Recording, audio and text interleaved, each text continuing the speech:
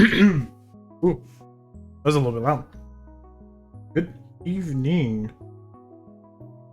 I'll be honest, it feels really weird streaming in the evenings. I am mostly used to just streaming in the mornings. Even like years and years ago when I used to be more frequent of a streamer, I would only ever do mornings. So evening streams are definitely new.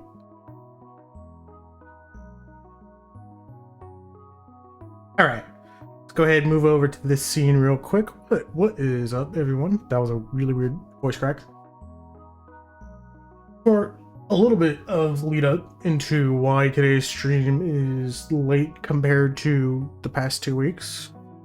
Work schedule is a little bit different for this coming week, and then I have some stuff happening next week, so streams are going to be a little bit weird, not at my usual time of mornings PST. Well, I don't even know how often I'm going to be able to stream next week because I'm getting my wisdom teeth removed, and yeah, I don't know how well streaming plays with that. So that's going to be fun. Also, I'll be honest, I haven't even decided what I want to do today. I know that the stream title is The Grind Continues. I might change that to just off-hour stream to be a little bit more agnostic, because I don't know if I'm grinding movement today. I don't know if I'm doing Chapter 6 red medals. I don't know if I'm going to be attempting level rush. I just don't know. Let me change this real quick. Off-hour stream. There we go. That works. So yeah, for those curious, I literally just got off work like maybe an hour ago.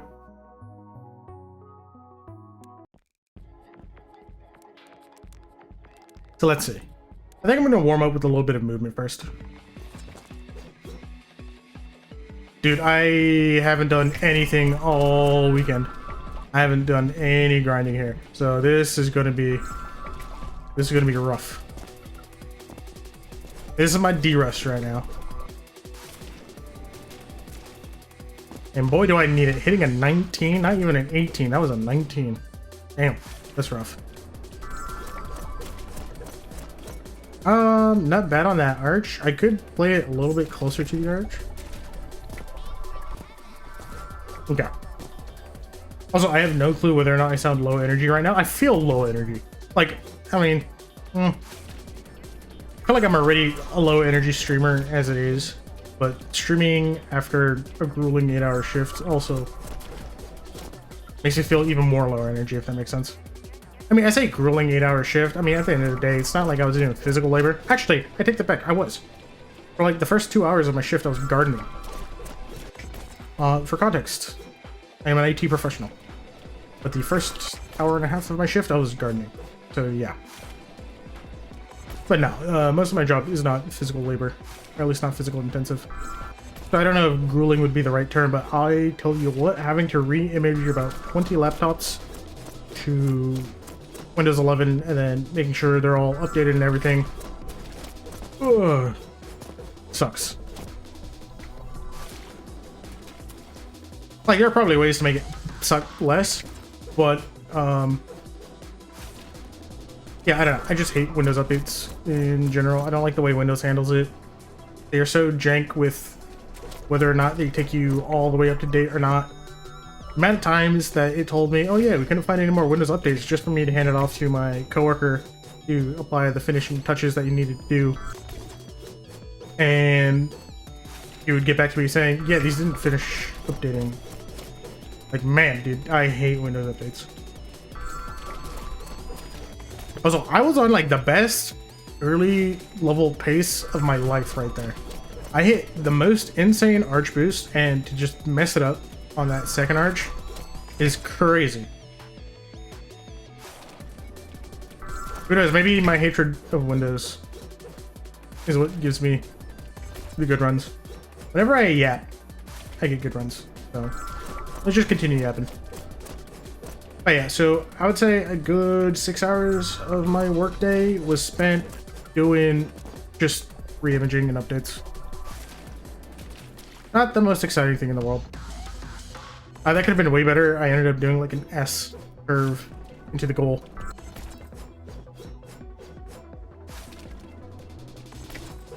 But yeah, I'll be honest, when I signed up and became an IT professional, I did not imagine that I'd be doing gardening for like a significant chunk of a shift. Not that I mind though, I mean, I garden at home all the time.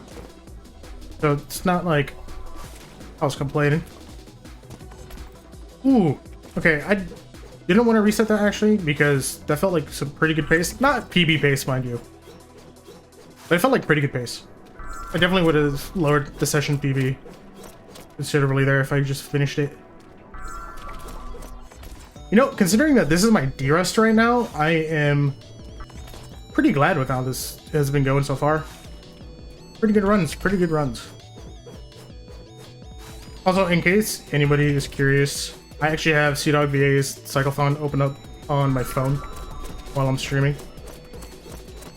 I wanted to make sure I streamed at least a little bit today, but I also am like a big fan of the Cyclothon. So I also wanted to make sure, you know, my problem there was I jumped in space instead of coyote jumping. Dude, not running this level for 3 days really does it for you. Yeah, after, I want to say after last week, I kind of needed to take a mental reset from grinding movement. I mean, having a PB in the top 260 is pretty good, but the mental reset I feel like really helped with just being able to focus again.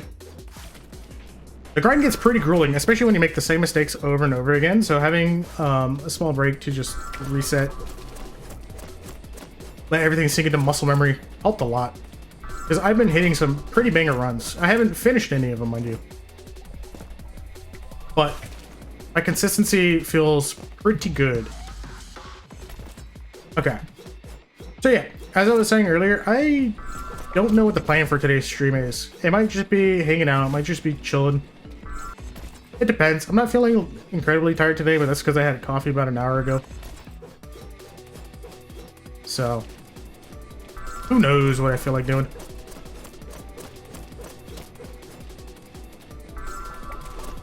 Yeah. But yeah, so one of my coworkers at work actually, he's a new anime fan. I would say he started maybe about a year ago, like watching anime. And so when we first met, he had asked me for anime recommendations. Asked me what I liked and anything that I would recommend somebody who's not really watched much to get into to watch. And one of the things I recommended him, again, back when we first met a while ago, was Neon Genesis Evangelion. He got back to me today, told me that he just finished the show plus End of Eva.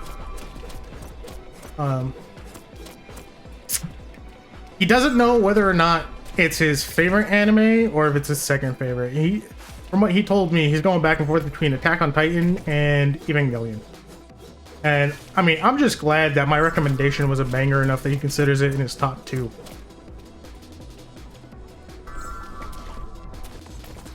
But yeah, the thing I really like about my current workplace is that everybody is really chill, and we're all, I mean, I guess I shouldn't be surprised to say that we're all nerds. I mean, we are IT professionals. But like, it's very common that you will walk into somebody's cubicle and they're either drafting a Magic deck or working on some either Dungeons and Dragons thing or Pathfinder thing or what have you. The amount of times I've had a conversation about retro collecting with more than just one person at work was a lot. So, pretty cool. I think we're all excited for the upcoming Final Fantasy set from Magic the Gathering. I have a good chunk of money saved up and hidden away just for the release of that set. I kind of want to get all the Commander precons, so hopefully. Ooh, that was really clean. That could have PB'd. But yeah, I'll be honest, I don't know which which Commander Precon I'm actually most excited for. I think maybe Y'shtola's. That's just because I'm a massive FF14 guy.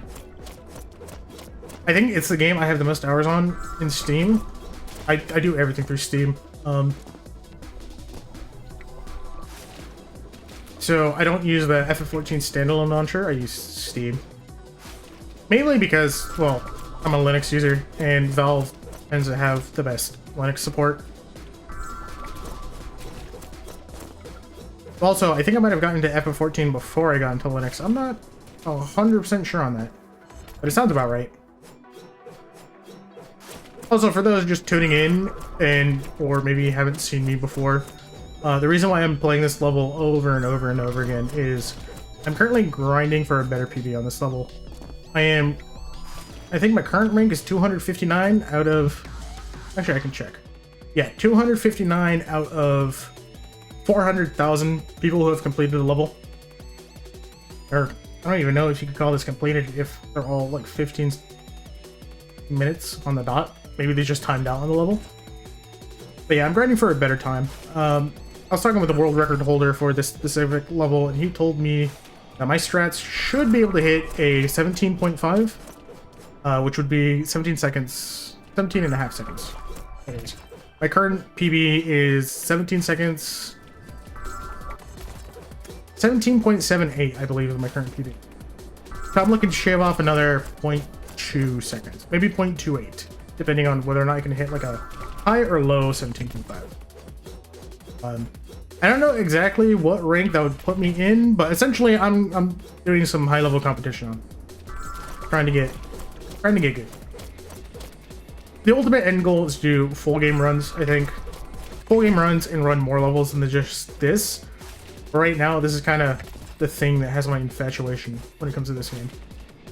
I've also been working on what are known as red medals, which are just medals that you get for beating the developer's time for that specific level. I had everything through chapter 5 completed. And there are 12 total chapters. So yeah. Just wanted to give a quick refresher just in case anybody hasn't seen this game before. Damn it. So to kind of go into what I'm doing at the moment, when you jump and you bump into these arches, it messes with your momentum in such a way that you get a very big speed boost. And this speed boost is kind of like the main gimmick of this level. At least the main gimmick for the speedrun of this level. Intended strat, I actually don't think I've ever done this level using the intended strat, just because I got into this game from Alpha Red's speedrunning of it. But yeah, so there are a few really big tricks to do on this level. The first one is that piece of glass right there. If you hit it just right, gives you a really big speed boost. You can see me reset many times on that. And there's a few other tricks that you can pick up. That right there, where I kind of go up onto the stairs and then walk off, gives you another pretty significant speed boost. And then arguably the hard one to do is that right there on that second arch. To again, use the slope of the arch to kind of give yourself more momentum. It's a pretty hard trick to land, at least pretty inconsistent for me. But I didn't start seriously running this level until last Monday, I want to say. Usually the way I judge how well my speed boosts are is based off of how close to this yellow bubble I am.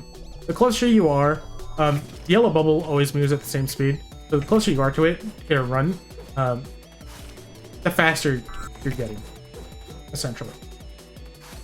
So I can usually tell whether or not I'm hitting the arches well enough based off of just how close I get to that bubble.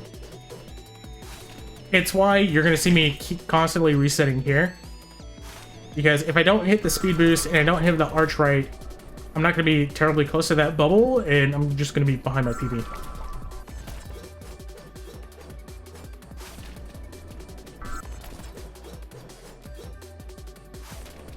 Another way to tell whether or not you are behind pace of your PB is this little ghost that you see ahead of you.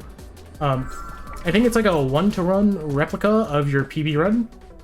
It's a good way to see what you can improve on and where you're struggling in your current run. So with that one, I didn't hit any of the tricks in the beginning very well, so I had absolutely no speed going into that. And then I just hit the second half of the level really well in my PB. So my ghost just made an even further gap between us. See, this right here is a really good boost. I was really close to that bubble, closer than I believe even in my PB was. But as you can see, it's just really hard to hit all of these tricks back to back without messing up. Because at the level that I'm running it at this point, even like a slight mistake is enough to set me back. Yo, what's up, Bricky? How's it going? I mean, you're saying you're a bit late, but to be honest, I'm very late based on my normal stream times.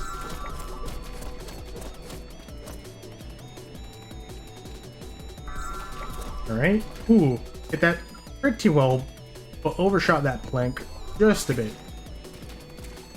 And I need to work on that jump. So, something that maybe I need to work on getting an input monitor set up. I could write one pretty easily. So maybe I'll make my own, because I don't even know if there are any offerings on the current market that will work on Linux. But writing my own would be fairly easy to do. But something that you might notice is I actually jump when I land on this right here. Because when you jump, you end up reaching top speed faster. At least it feels like it. I've been doing it because it feels like I'm hitting it faster. I did not need to jump there. That's unfortunate. Also, I think I had matched PB pace. You were going to say there's a mod, but you forgot I'm on Linux. I mean, to be fair, I'm using Neon Light, and I'm on Linux. The Melon mod manager, or the Melon loader, I forget the name of it, works on Linux. So if it requires the Melon loader, it should be fine.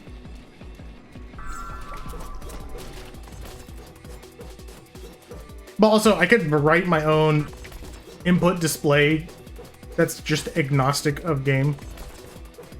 So it would work in anything I would play. I've done something very similar for Final Fantasy XIV, where I actually wrote a tool so that whenever I played on my IRL piano, my bard in-game would play it on their instrument. That was pretty fun. Low-key, I really miss my Final Fantasy XIV days. I just don't have enough time to be playing an MMO anymore. I was like really big into FF14. It was me and a friend, and I think we did something close to like 500 hours in 2 months. Granted, that's when I was a college student and didn't have anything better to do during the summer.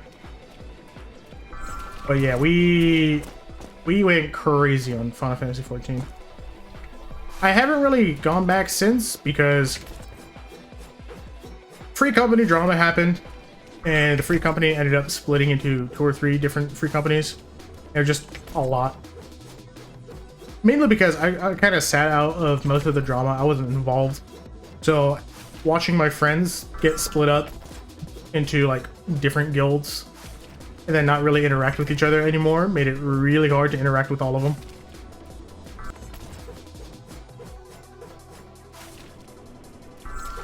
Damn it.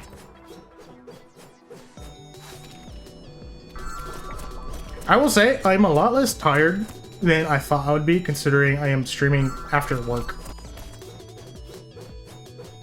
And then again, I do think the coffee that I had an hour ago probably helped with that. Probably a lot.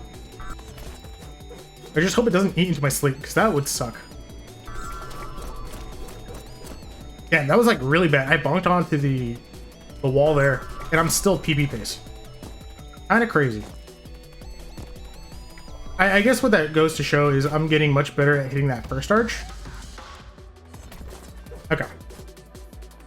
So, session PB in the top left says that I hit a 17.85, which is a really good time.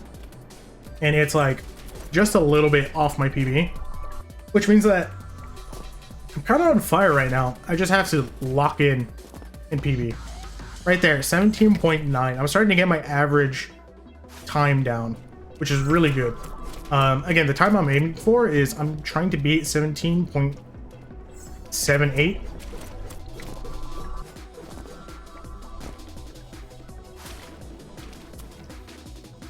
Okay. My movement on that ring is starting to get a little bit cleaner, but it could still use a little bit more refinement. Because there are still times where I will mess it up and either stay too long on the ring or get off a little bit too early.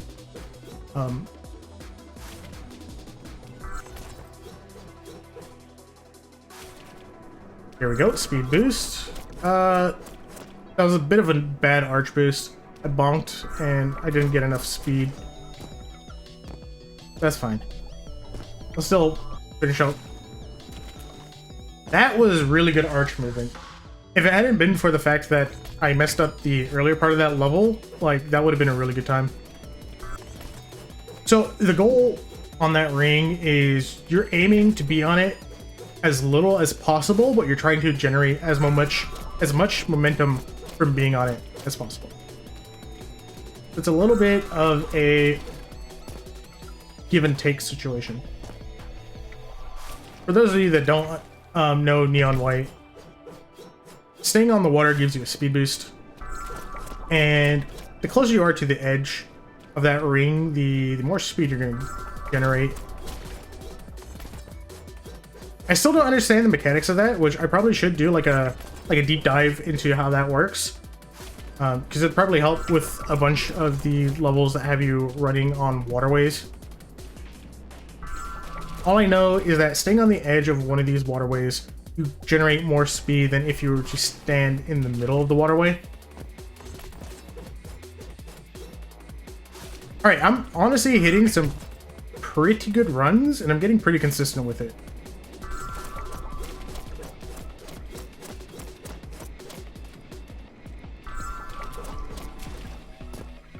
I'm starting to hit that second arch way cleaner than I ever used to last week.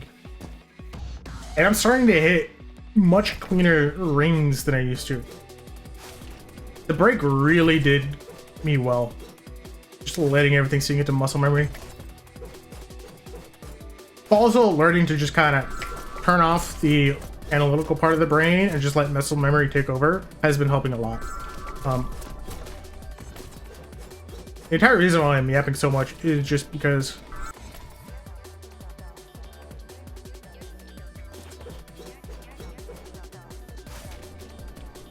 it's just okay, so it is an above water boost. Okay, that's what I figured, but I mean, that was just an assumption and something I haven't fact checked before.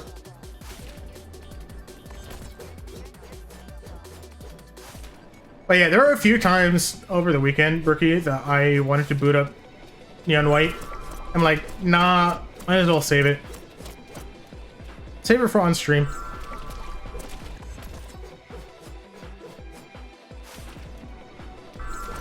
Oop. Okay. I will say, trying to optimize my schedule for my new work schedule has been kind of rough. Because my workday starts at 7 a.m. And I have like a tiny, well, not a tiny bit of a commute, but I have a bit of a commute to work. So I end up waking even earlier than that. But by the time I get home, I really don't want to work out. So I'm thinking I'm going to start waking up even earlier and working out before work. Which, because usually by the time I get home, I just don't want to work out.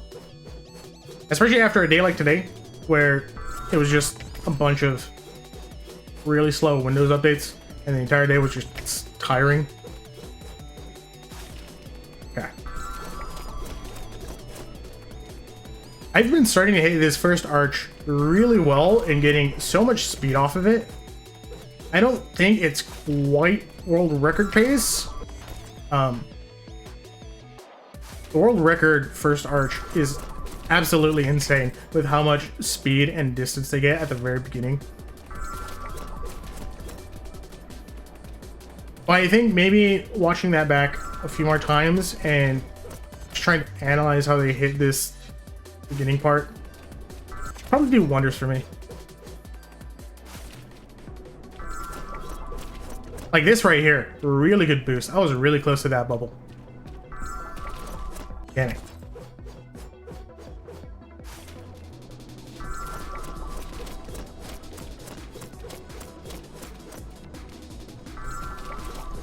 Oh yeah, over the weekend, I also restocked on all my soju. So I don't know when I'll get around to. An idea I've been toying with has been a drinking stream. I think that could be pretty fun. Also, I have no clue what happened there. I just kind of went on autopilot, but not the good kind of autopilot. I completely forgot to hit the skip. I'm trying to think. If I wanted to do like a drinking stream, how would I go about doing it? What would that even look like? I guess the big thing I'm using today's stream for is kind of like, not theory crafting a stream schedule, but kind of just working on schedules and what I plan to do with the stream. Grinding Neon White is something I've been finding a lot of joy in recently, so I definitely want to stick with that. I also want to shake it up, add some variety to the mix. It's just a matter of figuring out what. If I decided to invest in a good capture card, I could do retro streams. With the amount of retro consoles I have behind me right now, getting back to Super Mario 64 speedrunning could be dope. Prior, when I used to speedrun Super Mario 64, I never really streamed it. I think it was before I really got into streaming. That and Mega Man X. I was learning the speedrun just for the heck of it. Ooh. Damn it.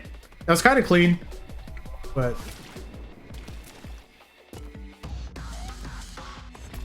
I'm starting to really nail the very end of this level. I feel like the part that I need to get more consistent is like the middle section, but the beginning and end I'm starting to get down really good. Retro streams would be really sick. I'm just trying to think how I would make it. What's the right word for it? I don't think appetizing is the right word. Maybe more appealing.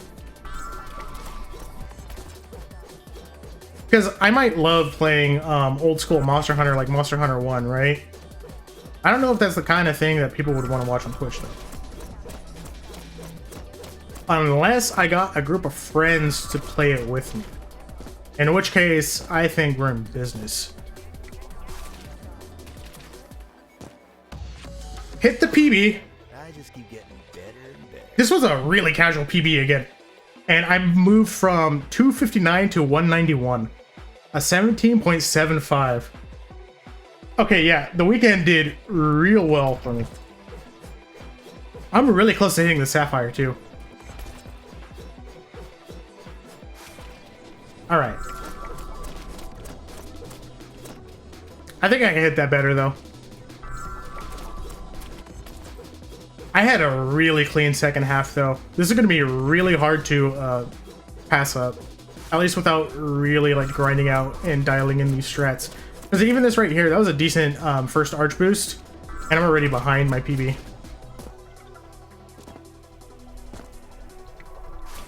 I think I might have had like the most perfect ring movement of my career on that PB though.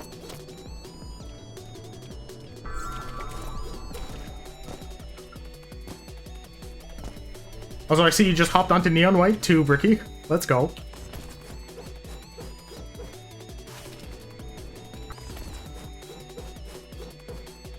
But yeah, I'm thinking Monster Hunter 1, maybe if I could convince some friends to play it with me, that might be super sick.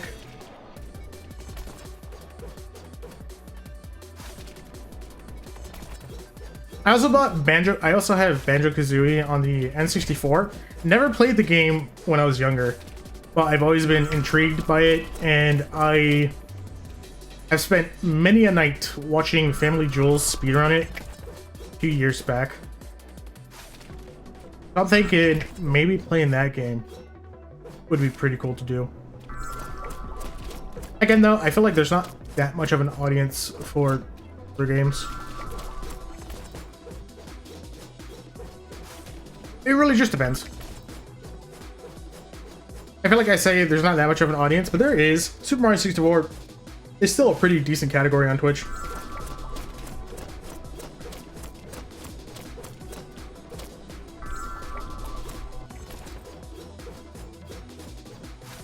All right. So 17.75. That's honestly a really good time. But to get Sapphire, I have to shave off 0.06. Because I have to get below a 17.69. 699, I believe. For the Sapphire.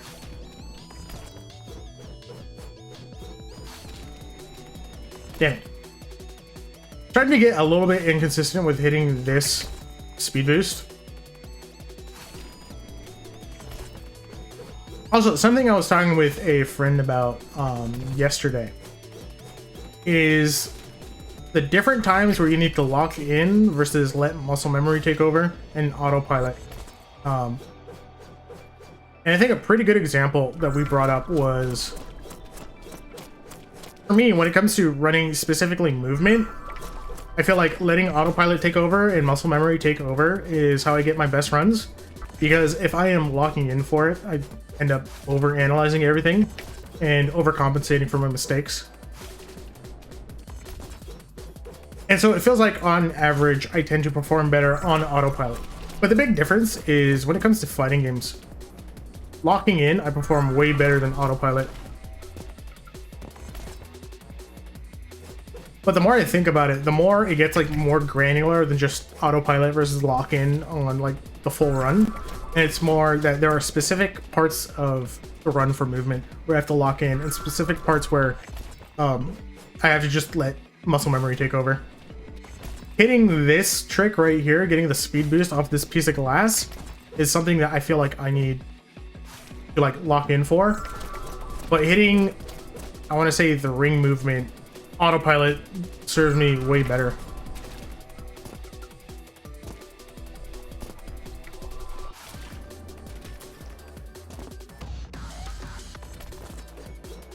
So yeah. I don't know, at the moment, I'm just rambling.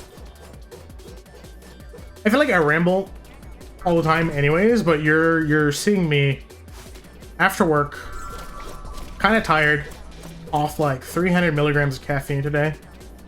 So not only is my aim like more jittery than normal, I'm like much yappier than normal as well. Yeah. So the thing that I've started picking up on that ring movement, the thing that always gets me is when you do that little, it's hard to explain, but you do that curve motion. Yo, we got this one early today. What is this? Stream has only been going for half an hour and we already got one of these bots. I feel like that's a new record for how early in stream they come in. Right, I was being analytical about my ring movement. That was an insane arch boost. Holy. And of course I messed it up despite hitting like the best arch boost I've ever hit. And I think I know how to replicate it, but I am going to look back in stream. Look back after stream to like kind of dial it in. That brings me to another point that I want to stick a pin in and return to. But yeah, so the ring movement. What you do is you kind of land the very right side of the ring next to the ledge. Because you kind of follow the slope downwards and get a little bit extra momentum from the above water boost. And then you swing to the left until you're on the inner edge of the ring. And then you swing right. And you swing back left to go for the dismount off the ring. And I feel like the thing that I mess up on is I don't swing right far enough or drastic enough whenever I swing right. And because swinging right into readjusting left for the dismount is how you generate just that extra bit of momentum that lets you make the jump in like a short amount of time.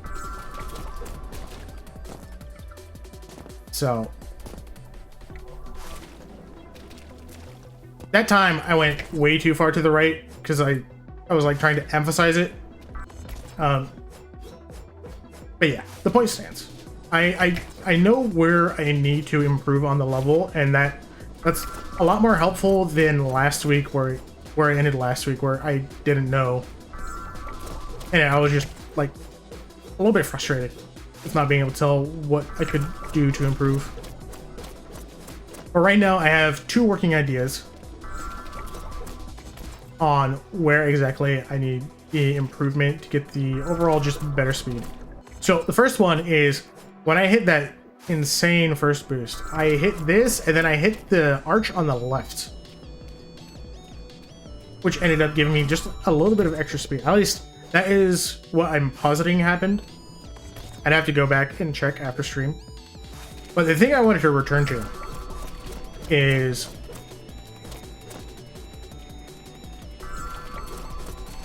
having a way to like easily wrap up my improvements for like either the stream or the week. I guess you can think of it kind of like a VOD review, but of myself, if that makes sense. Something that probably help, but it depends. I don't know how serious I want to get about speedrunning movement.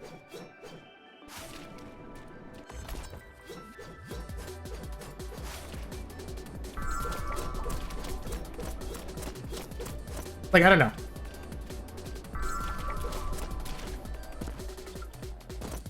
I guess I don't have to be super serious about it, as long as, you know, I enjoy doing it. I guess that's kind of like the big thing.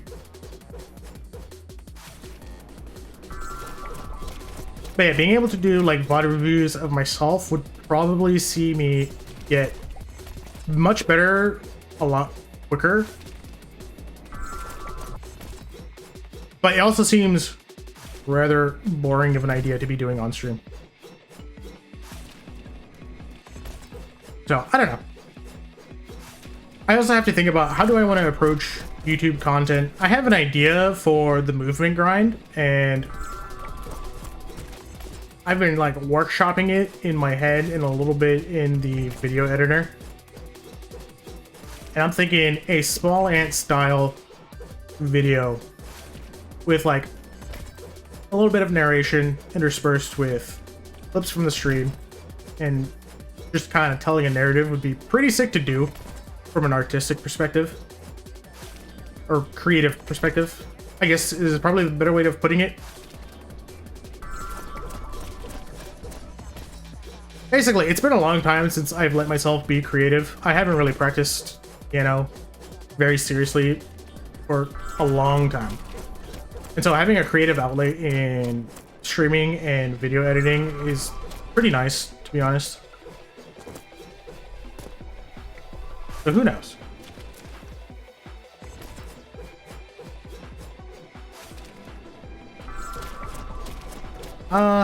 This is all right.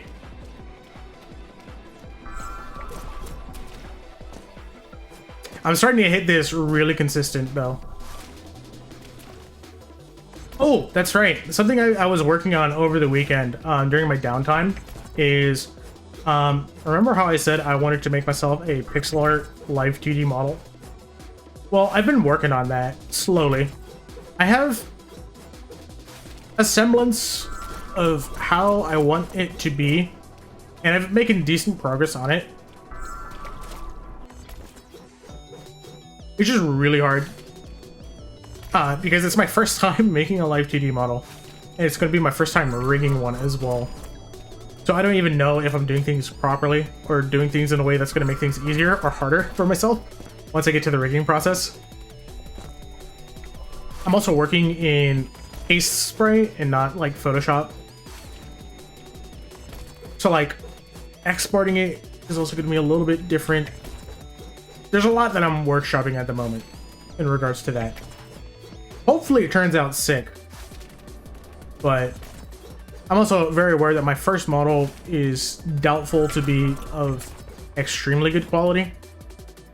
But if I can make something that I'm happy with, I'd be satisfied with that. I've been using this PNG tuber that I've been using as kind of the basis for the live 2D model and how I want it to look.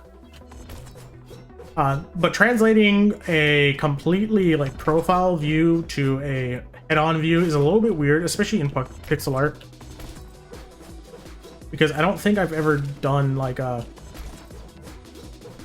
concept art.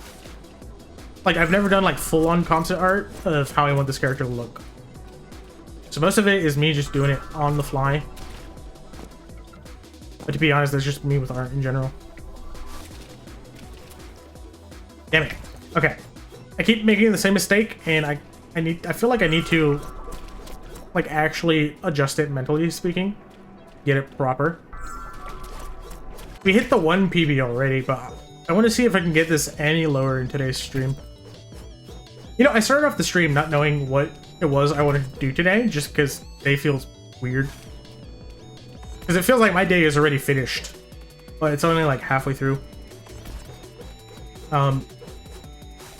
Grinding movement for the entire thing kind of seeming like the vibe right now.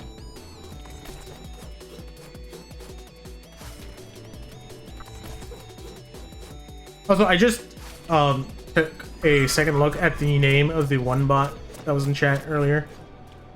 I kind of want to figure out. I think it's the same. I don't even know what you'd call it. Fleet of bots that come into stream all the time because they're constantly advertising the same website. It's just unfortunate that, well,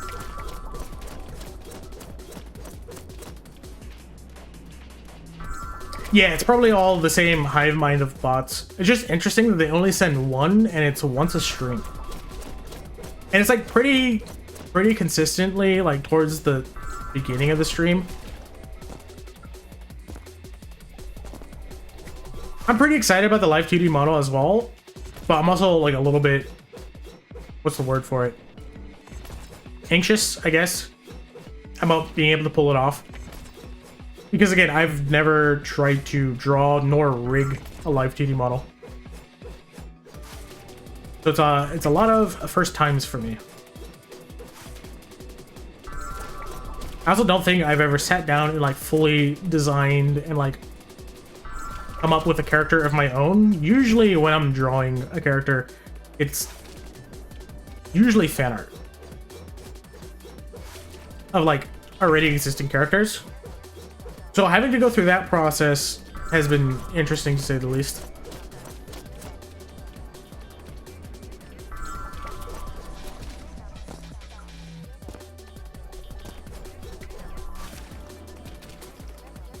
Damn. Okay, I've been making the same mistake. I know how to fix it. It's just a matter of getting it into muscle memory on doing it properly.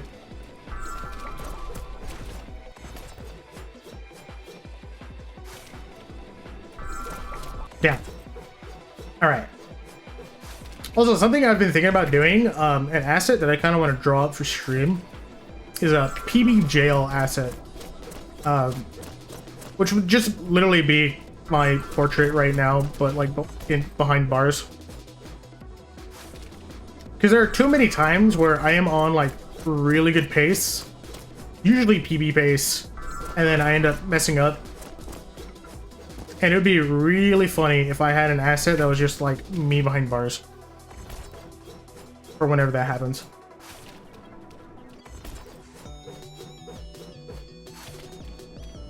Damn. Also, is it just me or do I feel a lot more yappy today? I can't tell if it's because I'm tired or because of work or, you know, having to... Probably socializing before stream has made me more yappy today than I would have been if I had to do work after stream. But yeah, I definitely feel like I'm on a yap streak. Oh right, that's something I wanted to bring up too. I was watching the PGA Masters yesterday. It was my first time ever watching golf, and I'll be honest, it was a lot better than I was expecting. I've always been the kind of person, I don't usually watch sports, and golf just seems like the one sport that I would not enjoy watching. Somehow it turns out I did, which I feel like really certifies my UNC status.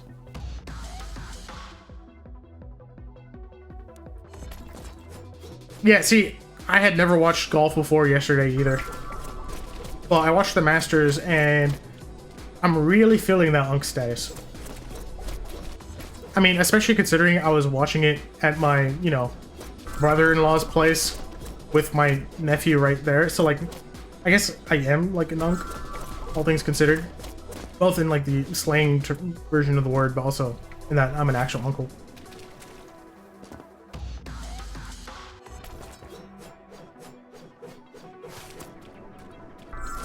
Yeah.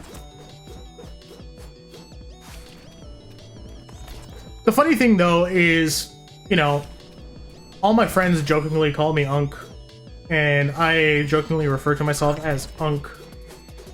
But, a lot of my friends are way older than me.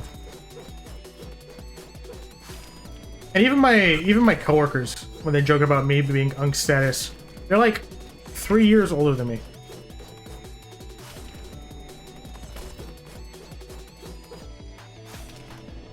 But yeah, Bricky, it's a mixture of... I have a lot to talk about today. I've been social all day, too. Because usually what happens is I work after stream instead of before stream. But today I worked before stream, so I was already in, like, a yapping mood. But then also, I've been, like, consciously trying to work on, I guess, yapping more. Not necessarily in an annoying way, but just working on my commentary in general.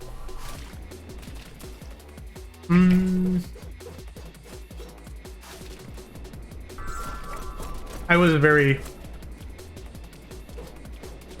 That run was decent, and the way I messed it up was very unfortunate.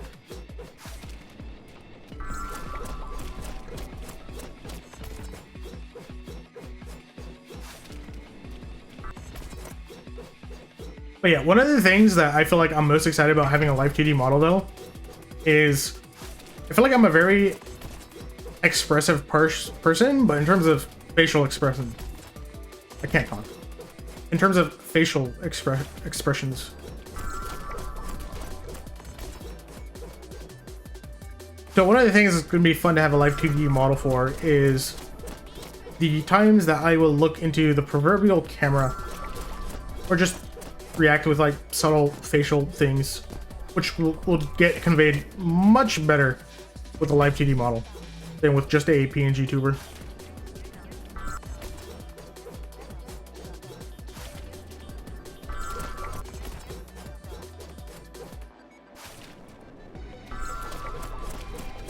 I feel like I'm getting this opening really consistent now. Oh! Something I forgot to check for today was... I remember the other day Jupin was telling us that he had PB'd by a few milliseconds, and that they might be uploading that video soon. I haven't checked to see if they uploaded that today. I should probably do that soon. Damn.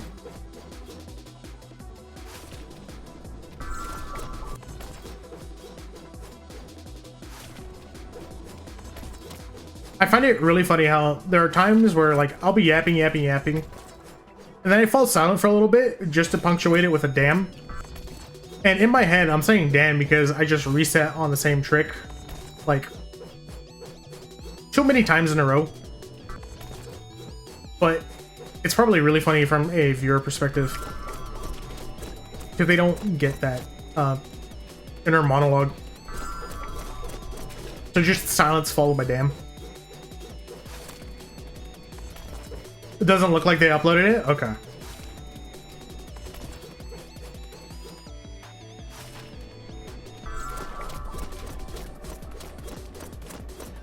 I'll also say the hard part about me streaming Neon White is I do want to do like a YouTube grind where I post content to YouTube. It's really hard to do when, well, I end up doing is mostly ILs. Because that means that it's hard to come up with a video that I think would be A, worth making from like a creative aspect, but also be potentially worth watching. Like, PBs are one thing, but I feel like just uploading a single PB doesn't satisfy me creatively speaking. I want something with a little bit more teeth to it. Or rather, a little bit more meat that I can sink my teeth into. I think is a better analogy to make.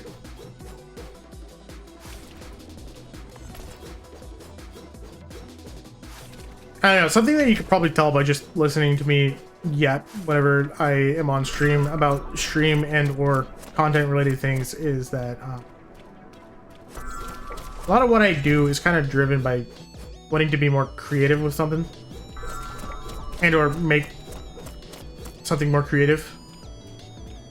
I think I just said the same thing twice.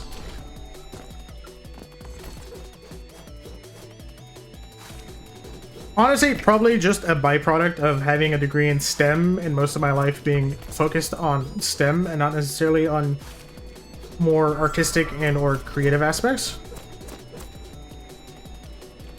But yeah.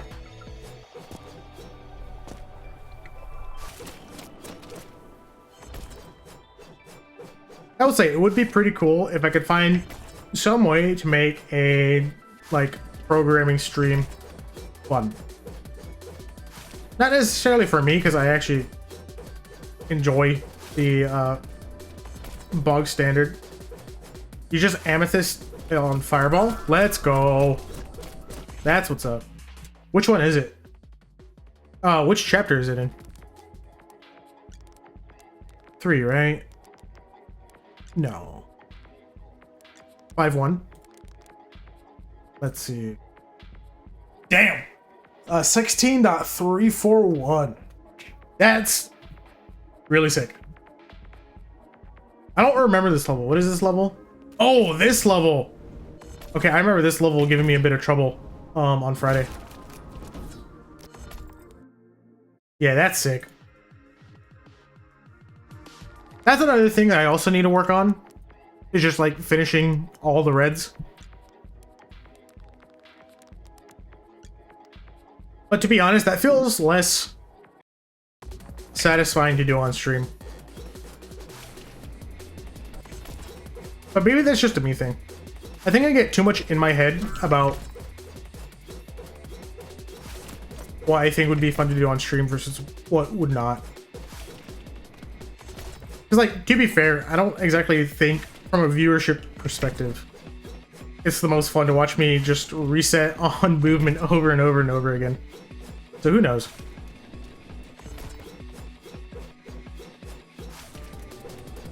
That would be a crazy idea. Going for movement attempts, but taking a shot every time I fail.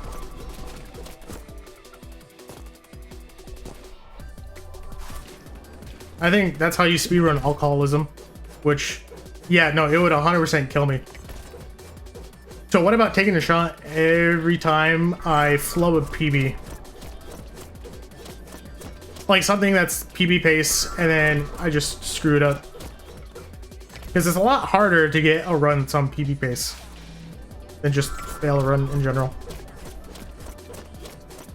But then you have to get like specific, where do you call the cutoff like of what's considered PB pace? Because it's really easy to get ahead of PB here in the very beginning by just hitting the first arch boost better.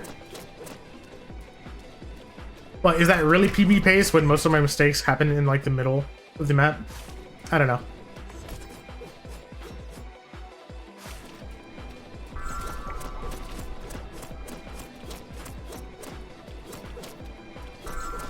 The other day I was on YouTube and I saw somebody had uploaded a video.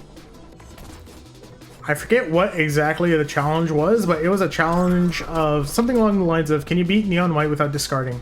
It was either can you beat it without discarding or without using your left click, your primary fire with the cards. Without shooting, there we go, that's what it was. Yeah. I haven't watched it yet, but I am intrigued. I was actually considering doing a similar challenge run.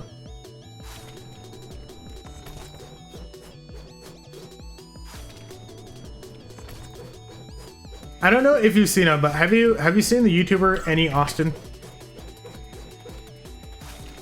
He makes very fun content. He's the guy that calculated the unemployment of like. He makes like really wacky videos where he does things like calculating the unemployment of Whiterun in Skyrim, or you know where every river leads in Legend of Zelda: Breath of the Wild. Just really wacky ideas like that. Yeah, no, it is very much up my alley as well. And every time he puts out a video, I watch. I wouldn't say like every single video, but most videos, if they come up on my feed, I will insta watch them.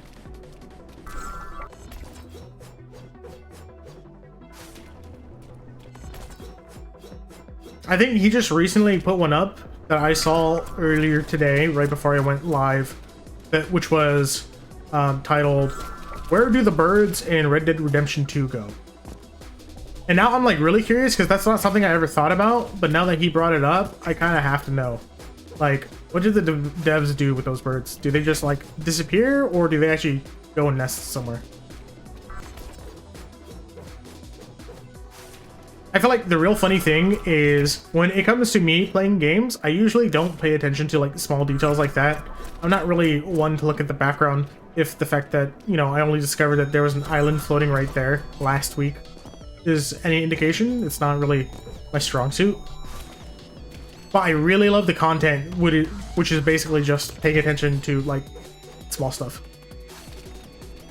One of my favorite YouTube channels ever. I think whenever I talk about this guy to my friends, I always call him my favorite YouTube channel ever. They are my goat, and it is Internet Pit Stop. And the entire channel is just talking about, I guess the best way of putting it is vibes of like just various media.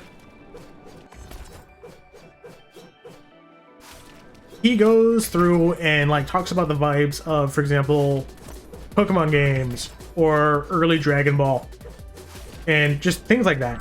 It's really hard to explain now that I think about it. But yeah, just breaking down like vibes and explaining why he's like really into specific things that he's really into. And I think one of the big things that his channel has done for me is it's made me appreciate the smaller things a lot more. To actually like sit down and pay attention to what is this game trying to convey to me with just like the artistic aspect of the game. Because usually if I slow down and start thinking about, okay, why does this look the way it does? It's usually because I'm trying to break down the more technical aspects. Like, okay, how did the dev write the shader for this specific thing? What do I think they did here? You know? Like right now, I could tell you that the entire skybox and everything in the sky right now in this map is all just a single texture. At least, it definitely seems that way. The island for sure is just part of the skybox, and I'm pretty sure so are the clouds. But something I enjoy doing is going into, for example, Genshin Impact. Genshin Impact is a really good example for this because they do dynamic clouds. The clouds are not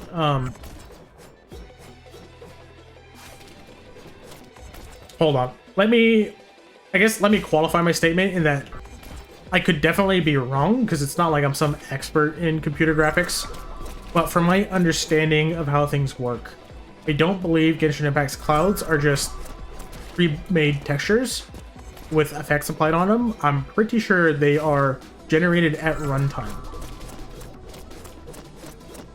Actually, they might not even be generated at runtime, but so there's a very specific technique when it comes to rendering clouds in video games. I'm not going to get into the specifics just because it's a lot to get into.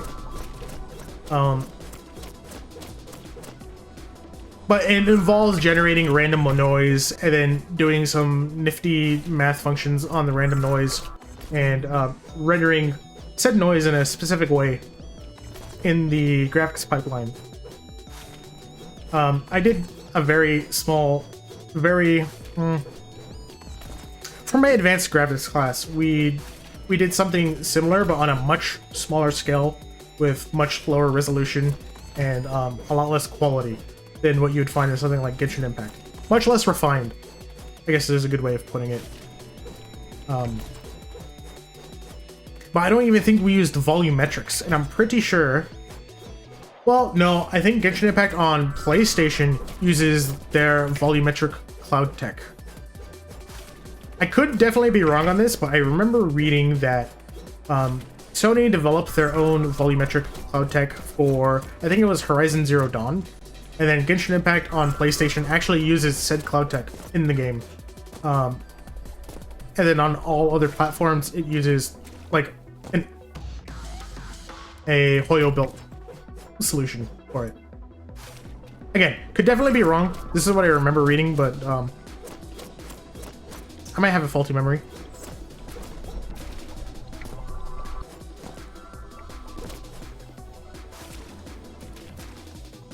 Damn. Okay.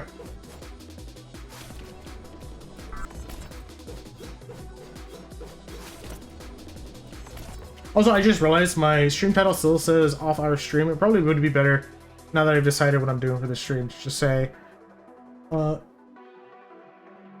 grind for 17.6x. There we go.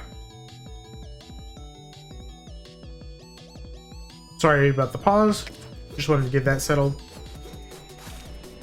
Might also want to change stream title too, but I'll do that in a little bit.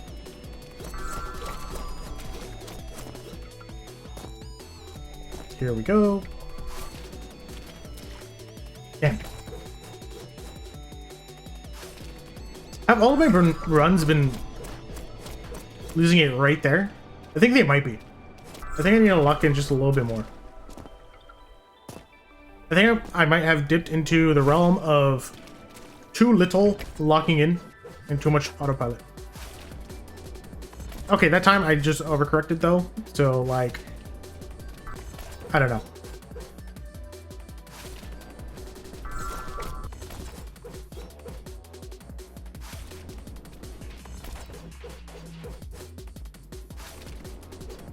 You know, I was on a roll with Yappin, and there was another tangent I wanted to go off on. But I don't remember quite what it was. Let's see, I was thinking computer graphics, covered Genshin. We did clouds. Right. So one of the last assignments we had to do in my computer graphics class, we kind of got our pick of what we wanted to do. And I opted for... I don't exactly remember what I opted for. But one of the options was to make our own path tracer, which would be, you know, a ray tracing assignment. And I'm going to be honest, the way ray tracing works is so different from traditional rasterization. It's super intriguing, and I kind of want to do a deep dive into writing my own path tracer.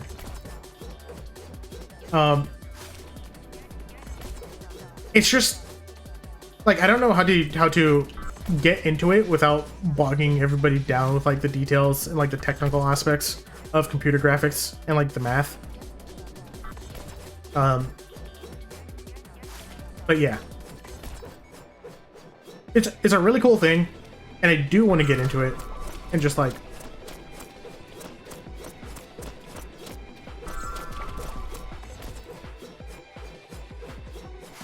now that I think about it, maybe the entire reason why I've been grinding Neon White so much is because I've been looking for something technical to like sink my teeth into. And Neon White kind of fills that niche, but I also want something a little bit more technical. So maybe grinding Neon White plus doing something... I could always pick up my project again and start working on a graphics engine. I made decent progress on it. I just need to get around to actually working on it. I have a really bad habit of starting projects and just not finishing them. Usually because I solve like one of the like hard aspects of it that I really want to solve. And then once you finish with that, and you're into like the grind of it, if you will, where you're doing all the tedious stuff, it gets a lot less fun. But then you never get to like finish a project if that's all you ever do. So who knows?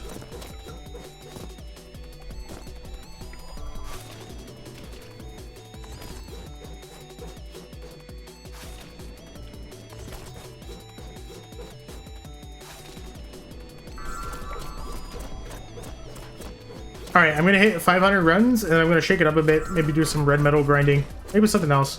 Might go for a level rush. Guess we'll find out. At 17.79.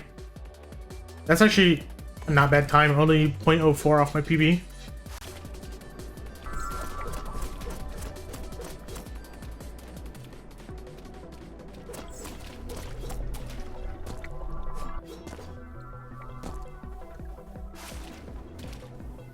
Yeah, fell into the same trap that I was doing last week, and I didn't Kaido jump because I scrolled too little.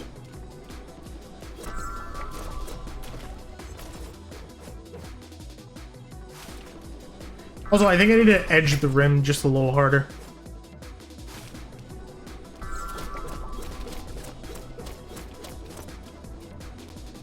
If I edge harder and then I swing harder,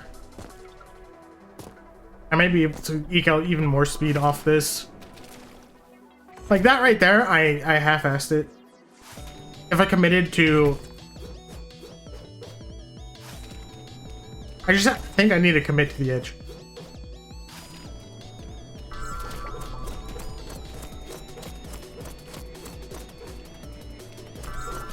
Okay, damn it.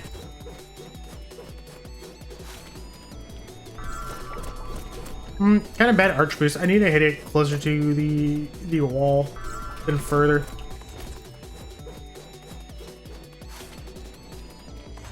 Okay, this is attempt 501. I said at 500.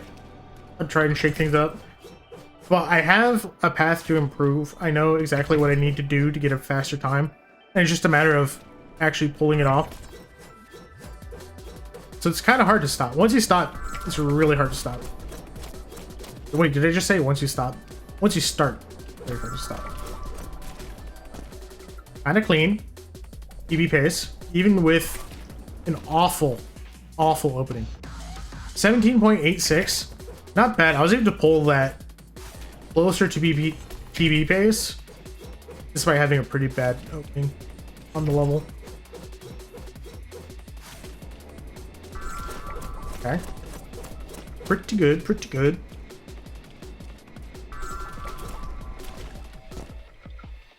I got insane momentum off that, but I think it ended up working in my detriment and not my favor. If I had jumped there, I would have had an even better time. But the fact I'm like consistently starting to hit the 17.8 pace is a really good sign.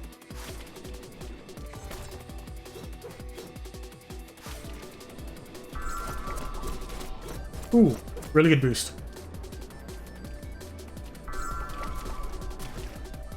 Damn. That sucks. I should have edged harder. Okay.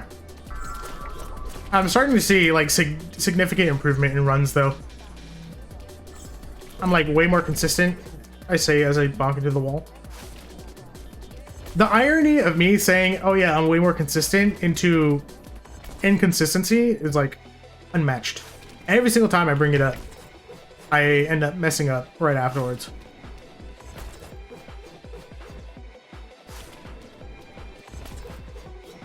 Alright, come on, let's hit this. Never mind. How about this one? How about this one? Nope. Okay. See, this is why I need a PBGL asset. Because at this pace, like, I don't even know if I'm going to hit another PB. Oh, hold on. We have a run. Will this be the one? Am I going to be able to land it, or...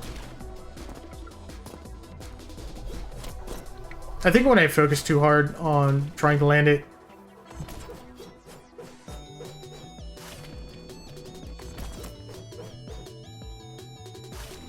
Yo, you hit a second amethyst? Let's go. This one on demolition. I don't remember that level. I'm really bad with level names, if you couldn't tell. Demolition.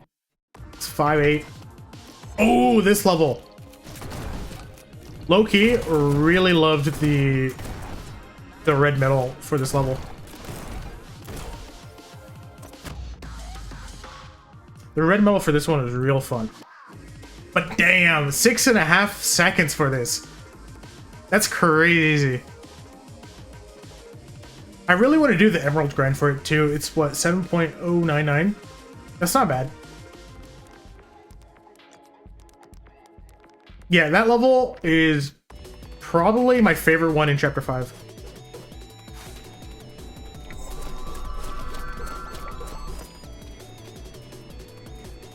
But yeah, that's a sick amethyst.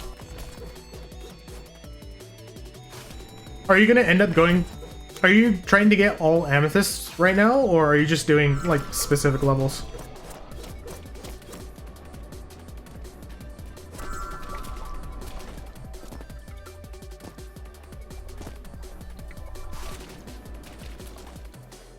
Damn. Okay.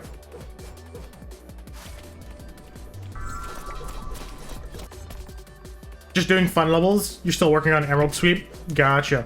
Okay.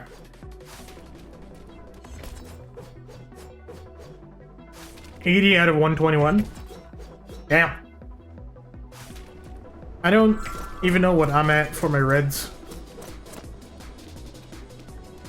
Oop. Do a little jiggy there. It's not working out for me, but that's fine.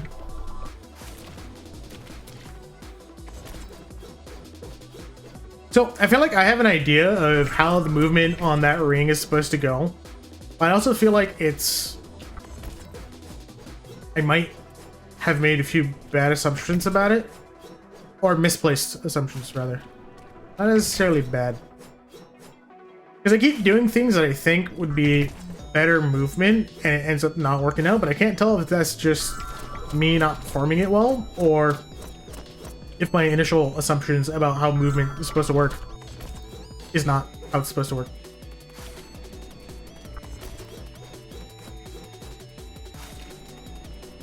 I think I just need to, like, workshop the ring a little bit more. Because if I can get it down, that'd help a lot on PB attempts. Right now, I think I'm in opening jail, though. Because I cannot hit this speed boost for the life of me. Damn. I think what I should do is I kind of want to make a counter that counts the amount of resets I do on every specific trick. A, because I really want to know the statistic just so I know what to work on for improvement, but also because it'd be really funny to have a counter on stream for like this specific bit of glass. Because I feel like a majority of my runs reset right here. Trying to get this speed boost. And I mean, I could do it after the fact, but I mean, that's a lot of work having to go through. How many hours worth of VODs do I have running this map? I think close to 10 at this point. Having to go through all of that and count every single time I reset to this piece of glass would... it would suck. Yeah, that was... I finally hit the boost, and then I messed up the arch. What a way to go. Something I kind of want to do is I kind of want to drop into Jupin's stream and see how a grind of this level works out for them normally. Because the amount of times I have to reset to like the most innocuous of things, like I really don't feel like I'm a top 200 runner right now. 17.9, that's pretty good pace. You don't think Jupin streams? Oh, I thought they would have, but maybe that's just my bad.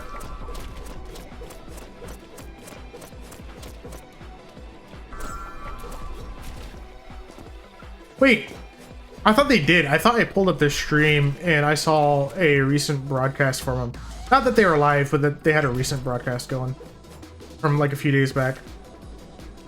But I'm not 100% sure on that. I might be thinking of somebody else. Speaking of Twitch, though, I actually recently got Turbo. I used to watch a ton of Twitch, and then when it became like super bogged down with ads, I kind of stopped. But CDawg VA started up their Cyclothon again, and so I ended up getting Turbo just because I love the Cyclothons. It's like the one... It was previously like the one event that I would come back to Twitch for. Usually I stick to YouTube, but ever since I started streaming again here, I've been on it more and more. Also, something I kind of want to workshop. It seems like every time I do this, it feels like the bubble jitters a little bit. And I can't tell if that's because I'm losing speed or what from all those slashes. It feels like it shouldn't cause me to lose speed, but... No, I think that's just my eyes playing tricks on me.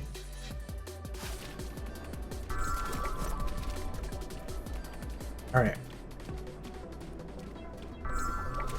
Damn. That is rough.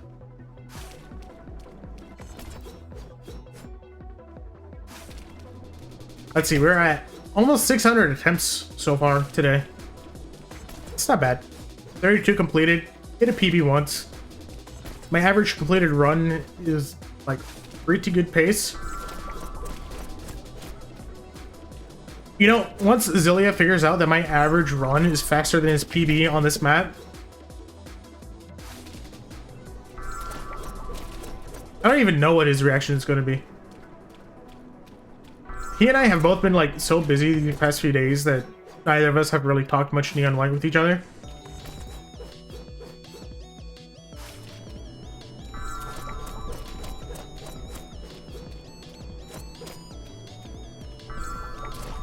Which kind of sucks, because I liked having the rivalry with somebody and just being able to go back and forth with PBs on.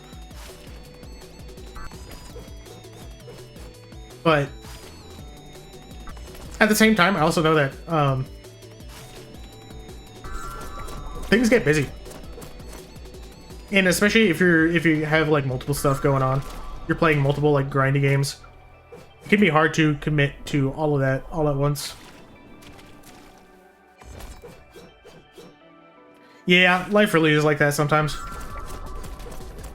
I mean, I feel like I of all people probably understand that really well, considering that I'm a pianist of approaching 12 years now.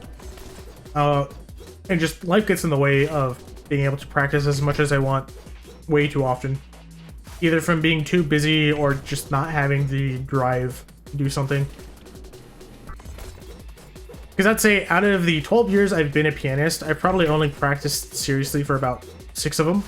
Not like 6 in a row, just in like different... I go through phases of practicing a lot versus practicing a little. Oh yeah, definitely. Too many games, not enough time to play it all. And not just games either. It's just like, there's too much stuff to do in life nowadays.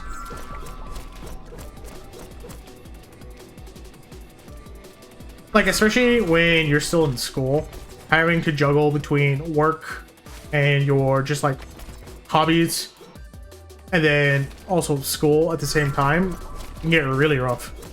I have a friend of mine from work who they stream and they get pretty decent viewership doing Marvel Rivals. And the thing is, he works full-time and he's still in school as well. So oftentimes he ends up having to put his stream on the back burner just to like focus on everything else. And it's like, that just is too real.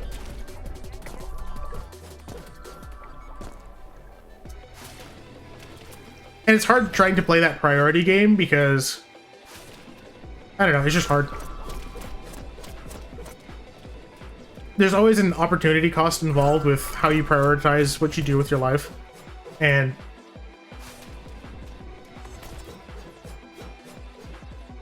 it's just nice to be able to sit there and just think about things for a little bit.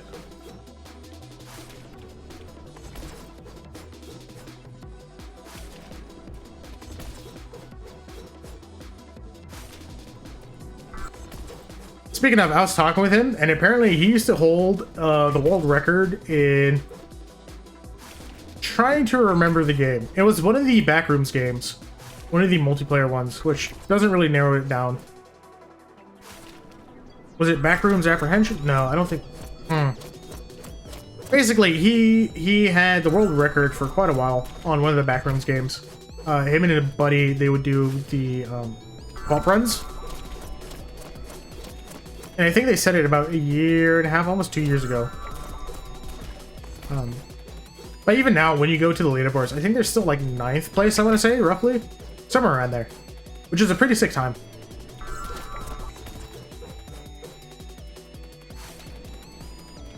Yeah.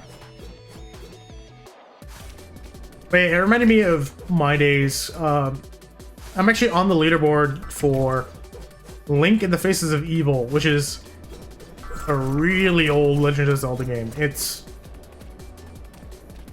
I feel like my era of people know what that game is, but also considering I get called Unk by people my age, it might also just be that my Unk status showing.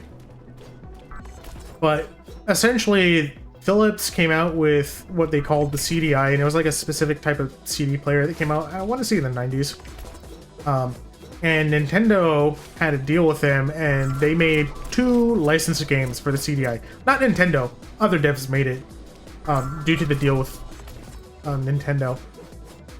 And they were like really awful. I think everybody knows about like the cutscenes from these games because they're memed to hell and back. Like Morshu's whole I don't even remember the quote now. But a friend and I got into speedrunning Link in the Faces of Evil. We picked different categories, and we both ended up getting a world record in our respective categories. He still maintains his world record because that category is so hard that nobody has gone for it yet. And even his run isn't even optimized. Just nobody wants to do it. It was, I ran all cutscenes normal mode, he ran all cutscenes hero mode. And hero mode is essentially a mode that is like, it's like hard mode. You take double damage from everything, among like other things. I can't remember all the differences off the top of my head, but I think I've since gone down to 5th place out of 6 runs in my category.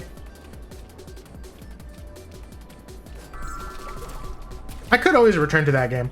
Try to set a better time.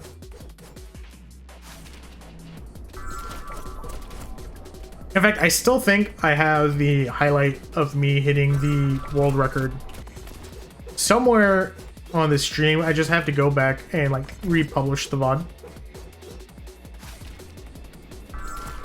So who knows? Maybe I might do that.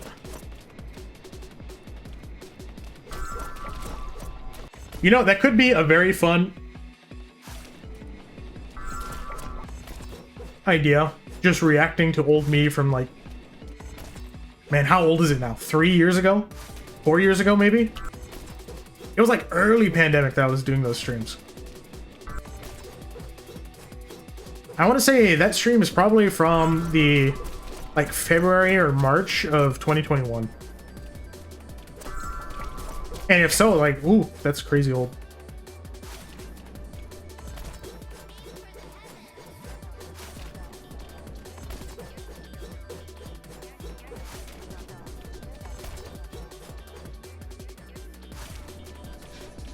You know what's crazy is I am at 600, almost 650 attempts, and my number of completed attempts hasn't gone up by all that much. Like, I've been getting consistently better times. It's just a matter of being able to consistently finish runs now.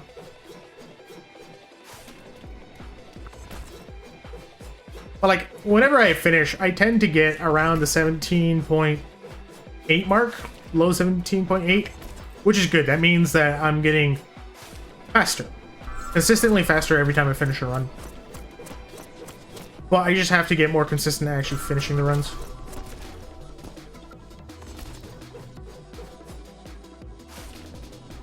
Though I think that's not saying much. I think the thing that's going to be important is once I can like consistently finish the runs as opposed to consistently getting faster runs.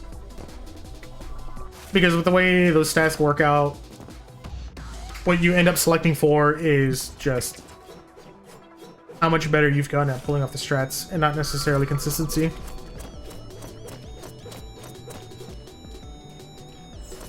Okay.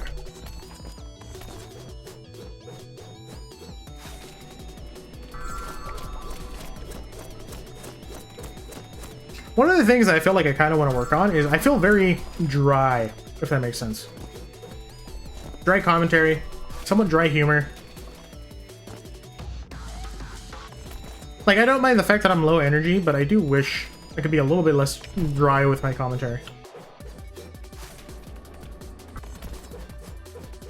But then again, that might just be a product of the fact that most of the people I watch end up not having dry commentary. If I look at the people that have somewhat... I mean, it also depends on what do you count as dry? What do you consider dry? For example, there's Northern Lion. Would I consider him dry? I wouldn't say I watch his streams frequently, but I do watch clips on YouTube pretty frequently from him. Which, by the way, I don't know if you watch any Northern Lion clips, Bricky, but the recent one with Soda Poppin', checking out his stream while live from, I think, yesterday or the day before, was really funny. He just randomly pops into the Northern Lion stream, goes, "What the heck is this guy playing? How is he this old with this much energy? How do I have that as much energy as this guy?" Into Northern Lion, going into some bit. I don't know, it's hard to explain without pulling up the clip, but I also don't know if I can just find the clip on my own.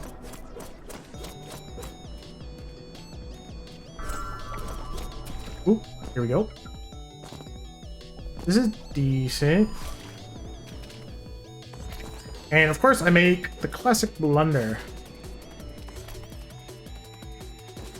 Classic NL, you've been a fan since the original Binding of Isaac. See, I am a very recent NL fan. I only got into him when I got into Balatro. Actually, no, that's kind of a lie. I started watching him a little bit before then.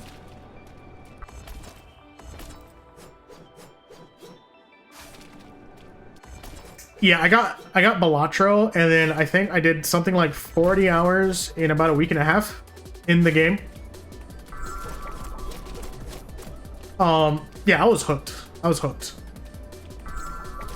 I mean, doesn't help that I quite like poker. Despite I haven't played poker a lot, but I recently got into poker, and in fact, during my most recent birthday, had all my friends over, and it was literally just we were drinking and playing poker. And then I found out about Balatro, and then NL after that. And that's been a fun rabbit hole to go down. I have yet to hit the E's in Balatro, though. I think my highest score is a few 100 billion. So something I definitely need to refine, but it's just a matter of when I find time to refine it. The hard part about trying to aim for like streaming 3 to 4 hours a day is that ends up being most of my gaming for the day. Unless my friends hop on Repo or like some other kind of game where you want a bunch of people on.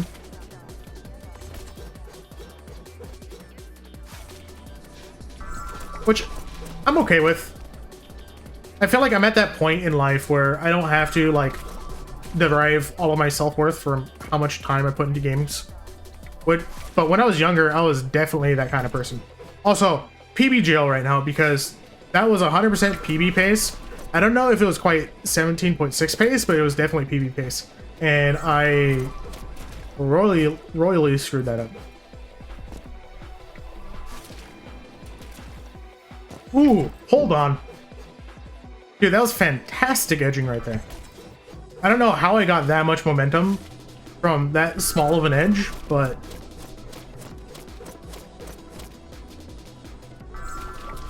Damn it.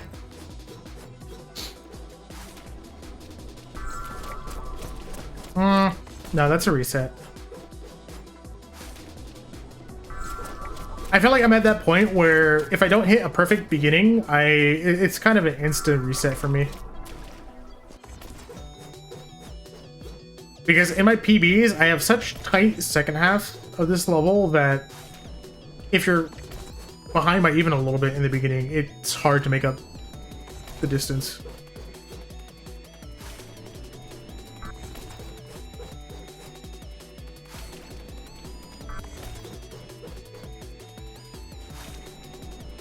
Here we go.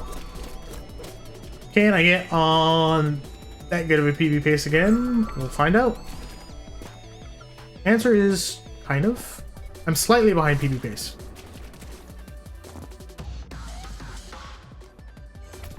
That was kind of clean. I've gotten pretty consistent about hitting a 17.8. Ooh. Unfortunate second arch.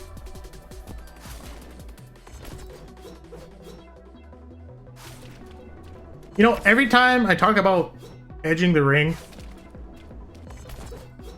a little part of me kind of dies inside. But I also find it really funny.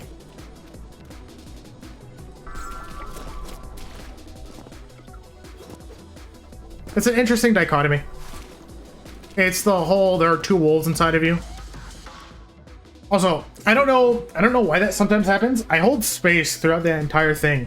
But sometimes a jump will come out and I'll jump over the bench, and sometimes the jump doesn't come out and I end up just with a much worse time than I could have. And I don't know exactly what I need to do to fix it.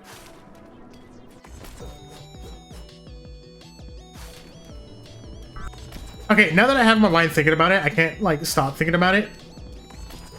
Because I always bring it up as, ooh, I needed to edge harder, but what am I edging? I'm edging on a ring. And what does that make me think of? Not kosher things, that's for sure.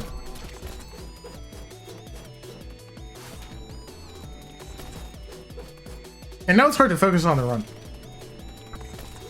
Because I've gone on a rabbit trail. Alright. Here we go.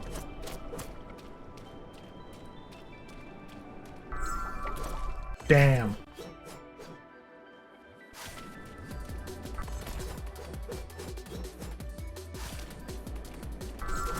Damn it. Come on now. Let's get a good opening, please. Never mind. Forget I asked.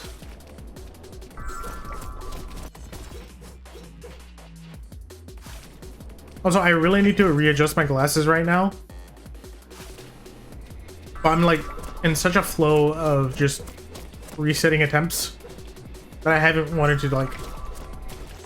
Okay. Hopefully this makes me focus better. Only problem is when I readjust my glasses and like push them back up, it always takes my eyes a second to adjust, which is part of the reason why I don't like doing it in the middle of runs. Because now everything looks weird. It's the same reason why I don't like leaning back in my chair, because everything looks weird. And it makes it feel weird trying to land all the muscle memory.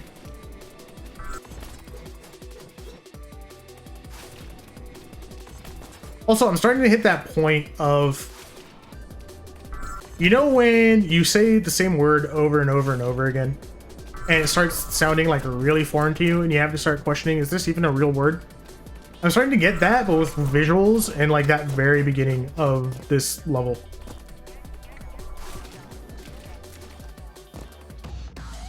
That was really clean.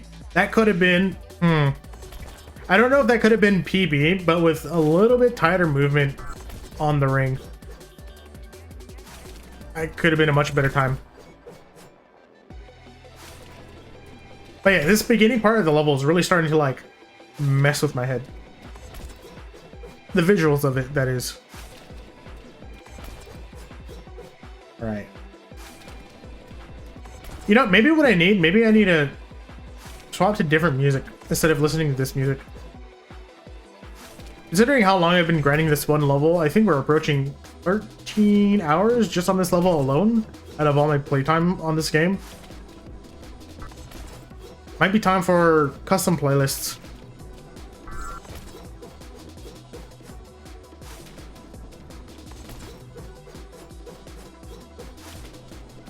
But that would involve me having to go in and learn audio tracks and separating them for Twitch and all that kind of stuff, which I've been meaning to do anyway. It'd be so much easier if what I was using to monitor my own speech was an audio track through OBS. But instead, I just have my phone open, and I have my stream on it so I can listen to myself back, which is jank, but it is what it is.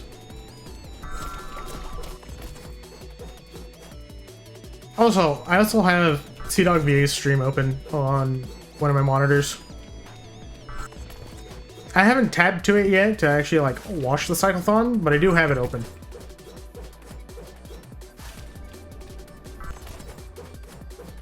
All right.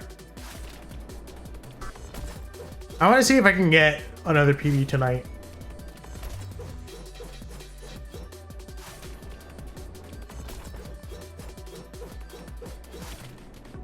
Oh, right. Something I've been thinking about doing.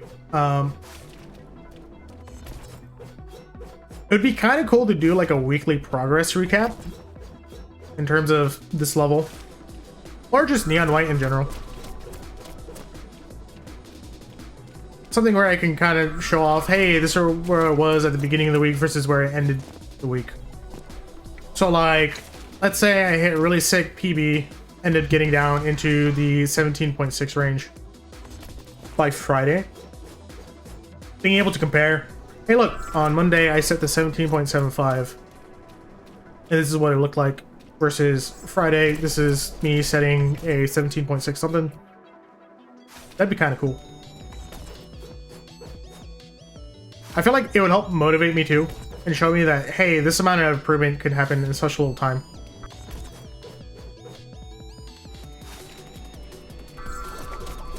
Ooh. Could have hit that a little bit better.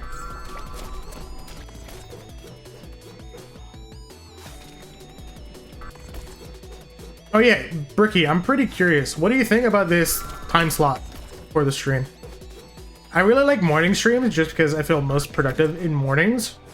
But I'm also aware that morning streams may not exactly be like the best time to be streaming due to like work hours. Well, maybe not best time to be streaming for US. Might be slightly better for EU watchers though.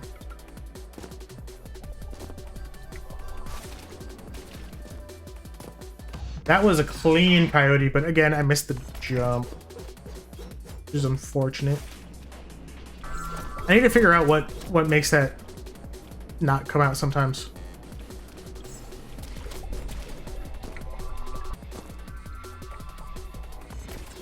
You know, I might be able to get a little bit of time save by just having better movement for those hops. Just a better line.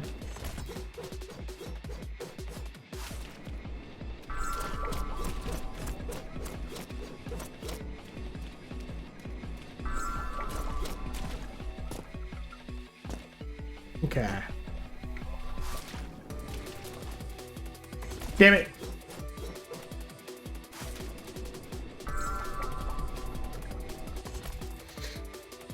In the morning, I usually start whenever you finish your morning tasks, so you have a good stream to watch for a while. Evening streams are good too, because you start when you get off work. Yeah, it's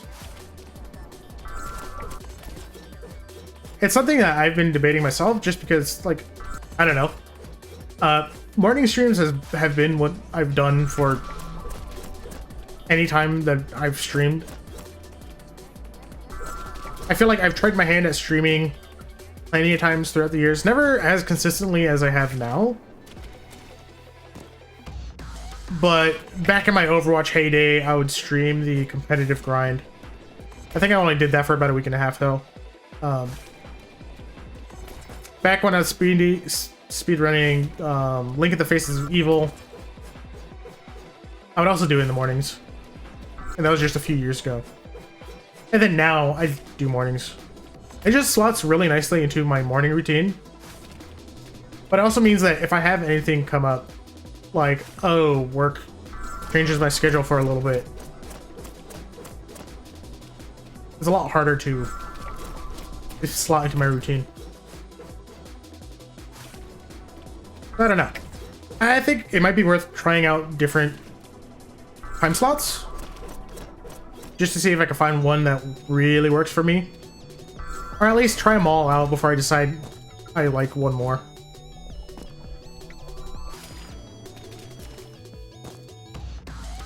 $18.007. Okay. We are slowly approaching the 1,000 run mark for this stream.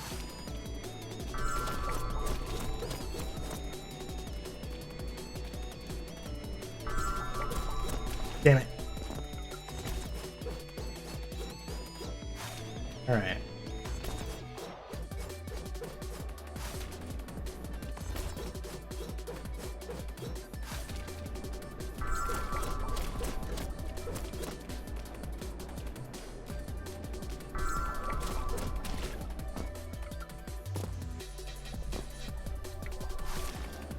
Damn it. I was locked in a little bit too hard, ended up messing up the ring. That was a really good pace though. That would have been PB for sure. But we edged a little too close to the sun.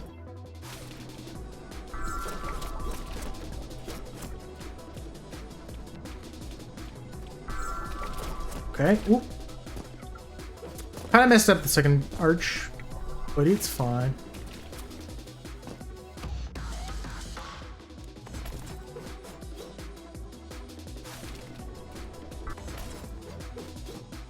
You know, I'm surprised I'm still as energetic and talkative as I am, despite the fact that the only thing I've had to eat today was a protein shake very early in the morning, and then a salad, like maybe, well, let's see.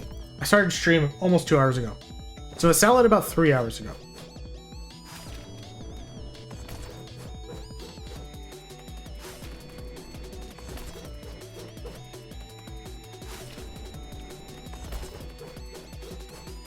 All right, I think I have a good ending point for the stream.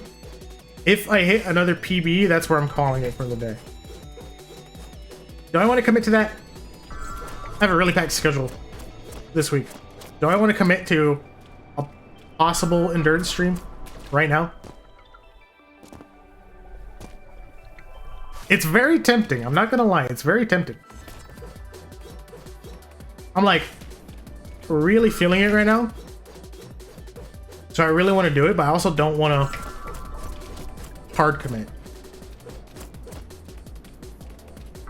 So maybe come up with a qualifier, like if I hit X amount of attempts, I'm gonna call it.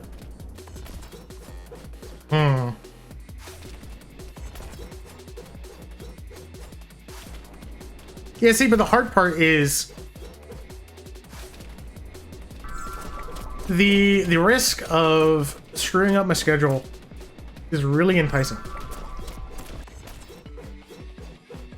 I haven't had anything to screw up my schedule for a long time, ever since I've been out of university. So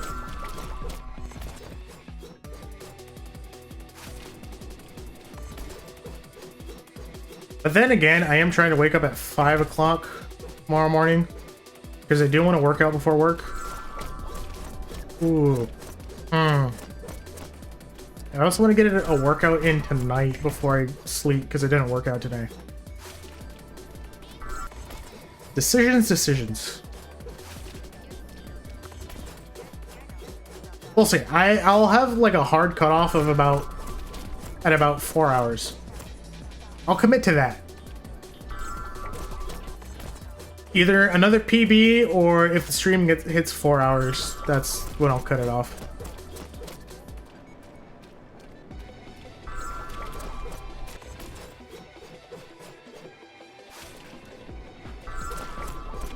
I feel like this is a decent cutoff. We'll see. We'll see if I'll actually commit to it though. Because as I said, I do want to fit in a workout before the day's up. Also, again, that was PB pace, and I just really screwed that one up.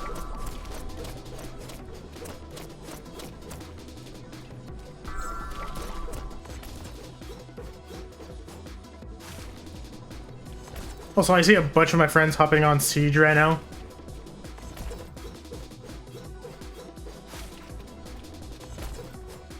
I will say Siege was like one of the FPS games I could never get into. I feel like Siege and Halo were the ones that I wasn't a big fan of.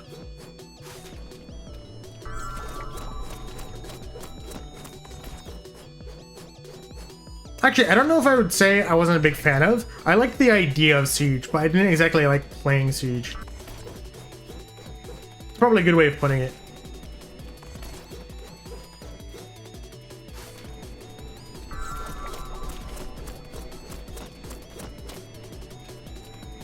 Oops. Hello.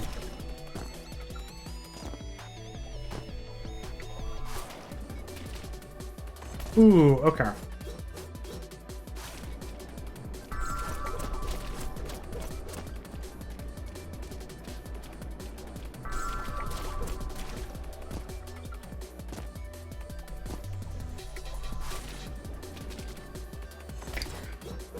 Oh, that was rough. That was pretty good pace.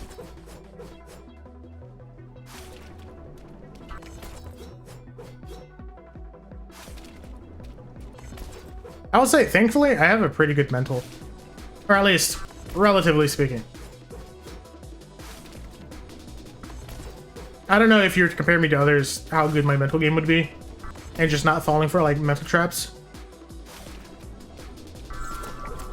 But, especially compared to a younger, more prone to raging Axion, I feel like I have a much better mental.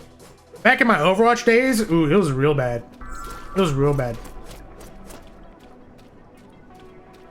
I would get so salty. It's one of the big reasons why I quit Overwatch. But nowadays, I feel like I am very much not a salty gamer. The fun part is I have friends that still get very, very salty at games.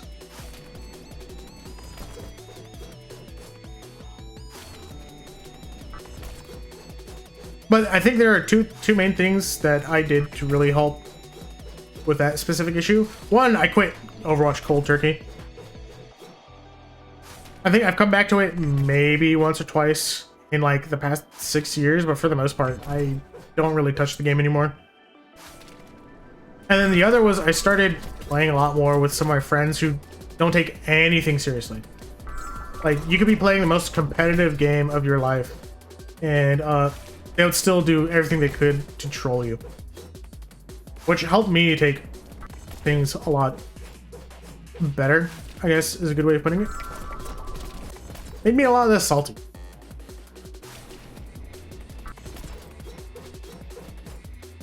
Alright. Let's try and lock in for a PB.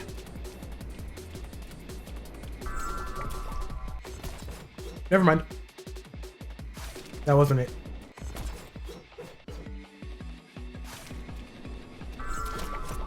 Damn. So the hard part is I'm trying to hit the arch as close to that wall as possible, but I'm also not trying to bump into that second arch, which is really easy to do the closer you are to the wall. And that ends up really messing with me. I think it also depends on what angle you come at the arch boost for. I feel like my normal setup has me coming in at a slight diagonal, which makes it harder to hit the wall.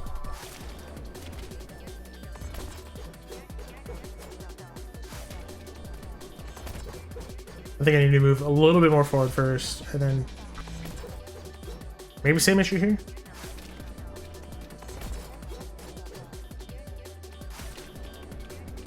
Also, I was talking with a coworker today, and they actually watched one of my anime recommendations, which had been Neon Genesis Evangelion. And it made me realize that I'm really bad at following through on other people's recommendations and watching stuff. I feel like it's been a good few years since I last sat down and actually watched anime through. And there's a bunch that have come out recently that I wanted to watch, I just never got around to watching. For example, Solo Leveling, still have not gotten to it. And I've been listening to friends get my ear off about how good the manhwa was. And I still have not seen it.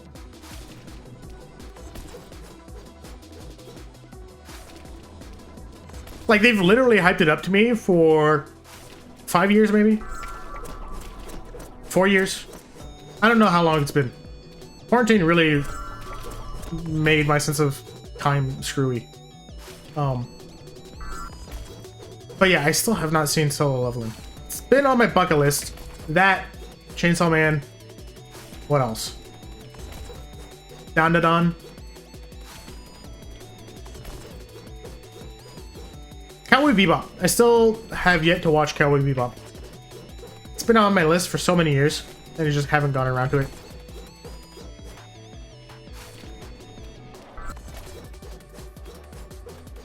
It's just hard because it always feels like there's something else to do. And it goes back to just priorities.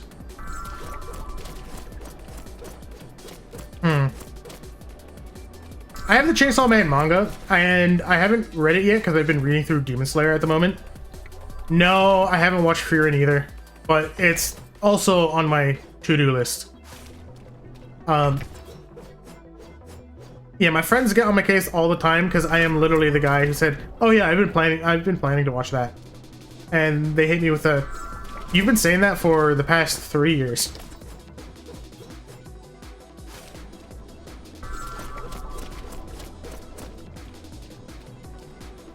But yeah, Frieren's definitely on my to-watch list. I definitely want to watch the Nier Automata anime as well. I love the game, so really want to watch the anime. It's just a matter of actually sitting down and doing it.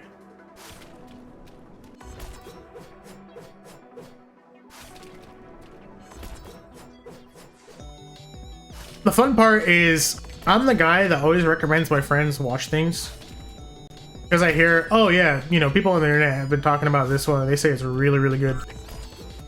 But then I'm also the guy that just never watches anything. I think the last thing I watched was...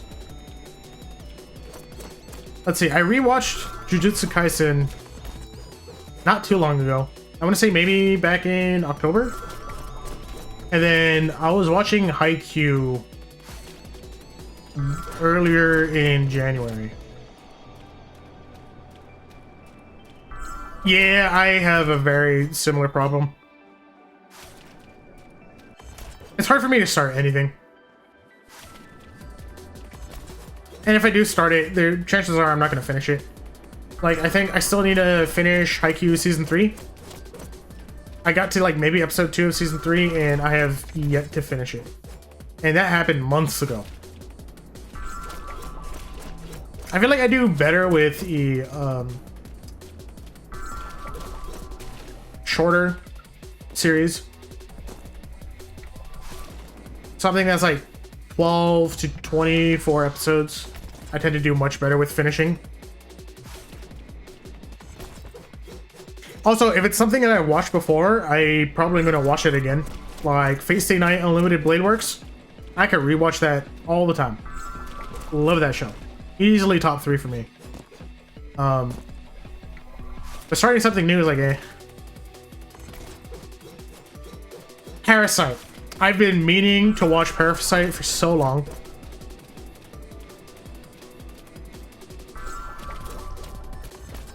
I think another good example is JoJo's Bizarre Adventure. I made it like halfway through part 3, I want to say. And that was about 2 years ago. And I've been meaning to go back and finish it ever since. And I just haven't. So...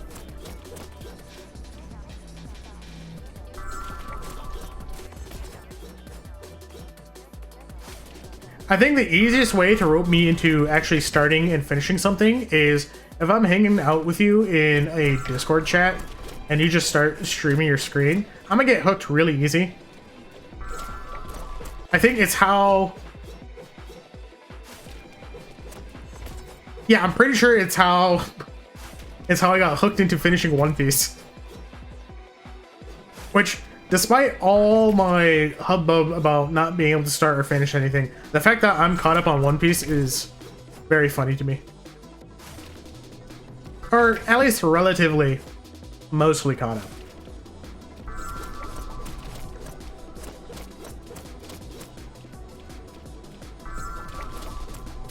I think manga-wise, I'm around chapter 700. Haven't like really kept up with it in a hot minute, but I still follow like the recent chapters whenever they release. Which is funny because most of my friends are anime viewers for One Piece. But like, I think my friends are like some of the biggest One Piece nerds that I've ever met. Both in terms of people that I know on the internet, but also in terms of like people I know IRL. The amount of times we get into a 4-hour-long conversation about One Piece is too often to count. I feel like every time we meet up in person, we have about a 4-hour-long conversation about One Piece. Which, I'm not complaining, I love talking about One Piece. But it's one of the few situations where I'm not the yapper and I'm instead the listener. Because I'm into One Piece, but I'm not that into One Piece, if that makes sense.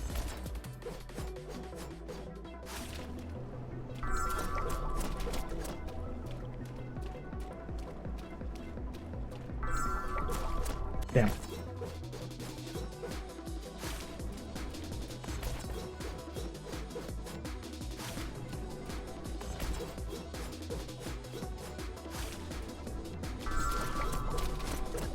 Now, what you will hear me yap about, though, is Fate. Love me some Fate.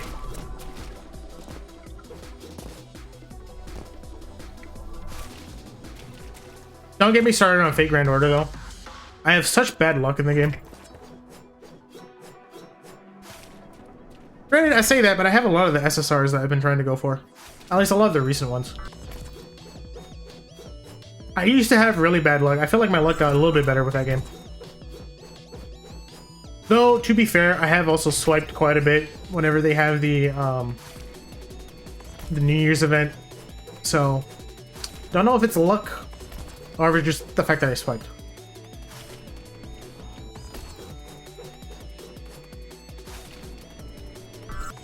Really gonna have to break that one down.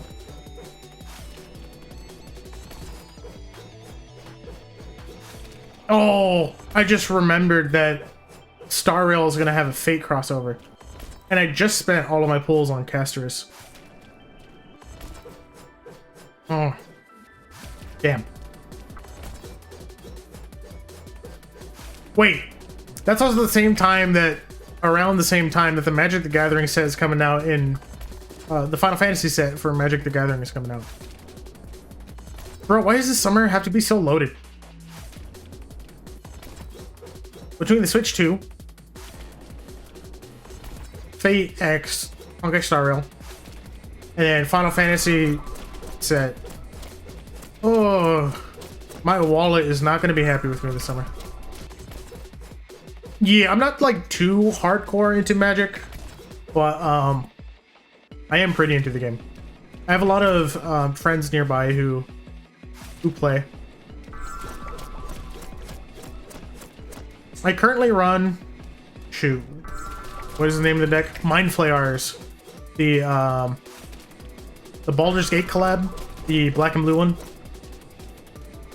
I got that long time ago. I think when it first released, and I didn't even know like people considered it all that good until one of my friends told me, "Hey, check the current price of that."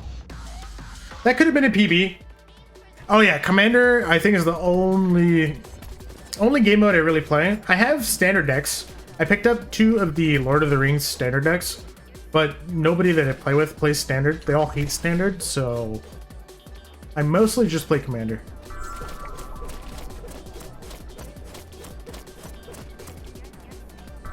It's why I'm really excited for the Final Fantasy collab, because they got my girl Yustola from FF14. And FF14 being the game that I have the most time on in Steam is like, yeah.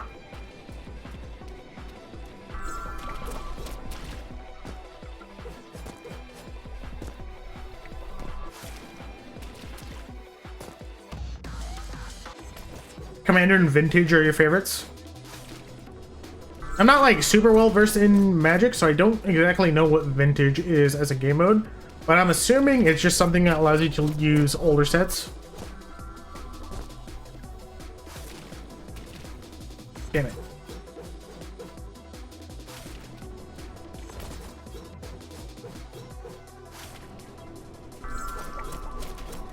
Like, I said I have friends close by that play a lot of Magic, but they're not like that close by, so I don't end up playing often. I think off the top of my head, I've only played, I want to say 6 full games of Magic. Because I'm like a relatively recent Magic convert.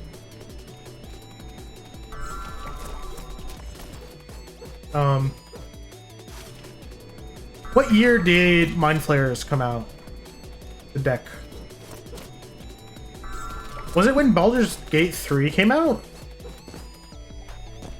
What was that, 2023? Is that when it came out? Might be. Vintage is everything is legal with few exceptions. Some cards are limited to 1 copy. Very high power, very fast. Oh, sounds interesting.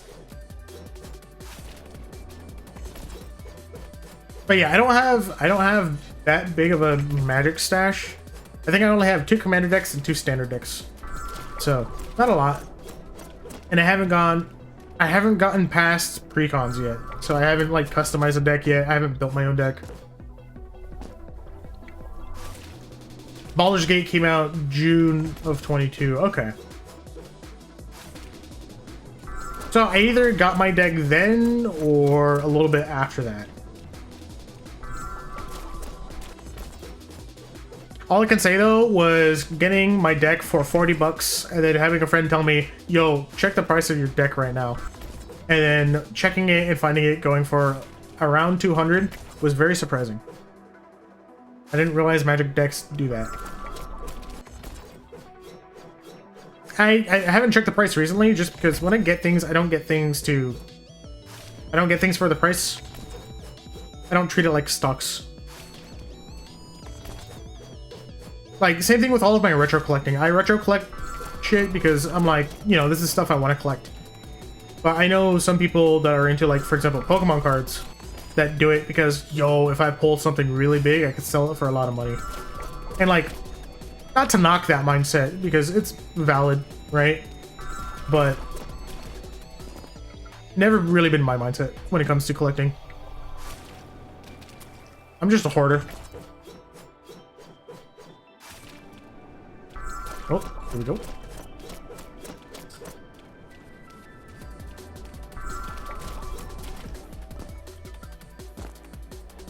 Kind of clean second arch though.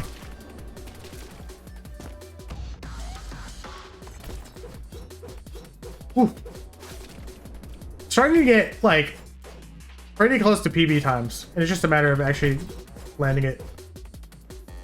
Still about 200 on the third-party market. Damn.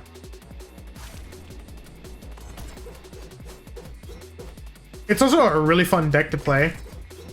So I run Mind Flayers a lot of times whenever I'm playing Commander, and then my sister runs. I don't remember the name of the deck. It's a black and blue zombie tribal.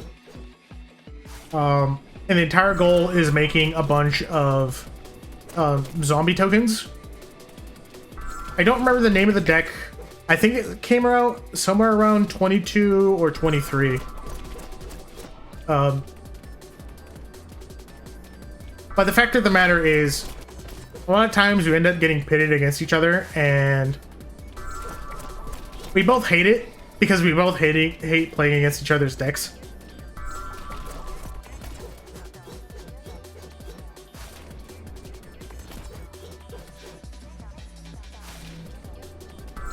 Here we go. Like, I really like playing Commander, but at the same time, everybody focuses me because they hate playing against Mind Flayers. So I end up usually being one of the first few to lose. Which, like, I get it.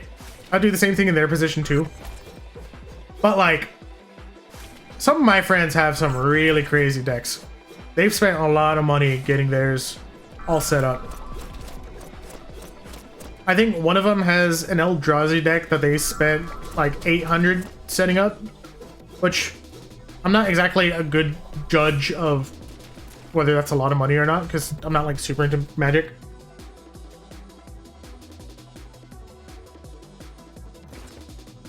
Ah, yeah. I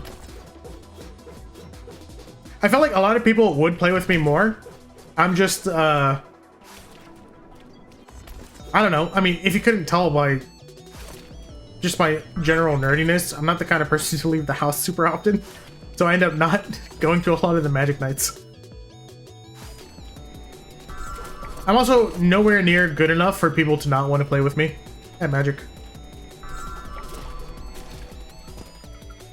Yeah, 800 seems like a very solid chunk. And that's only one of the decks that he spent money on. I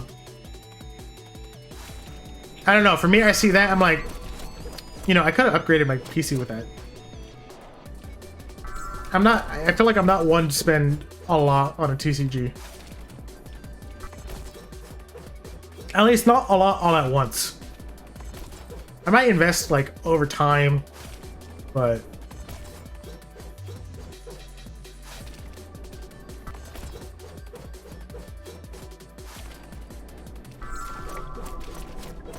Right.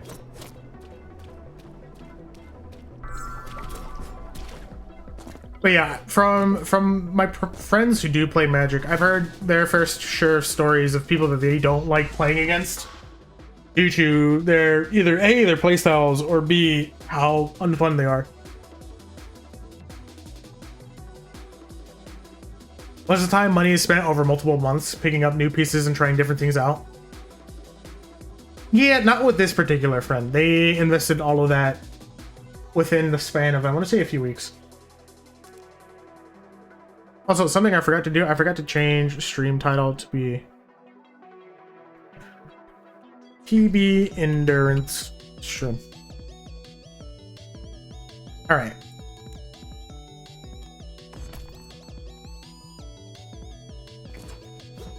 Oh, see, the political aspect of Commander, I don't mind. I play really politically too. But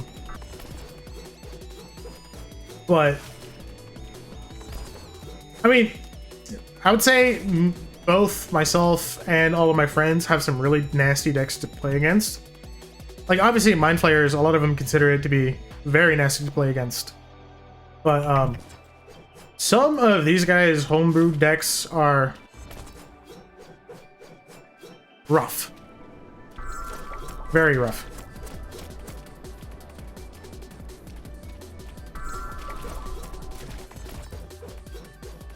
Also doesn't help, I'm like the least experienced Magic player among my group of friends. So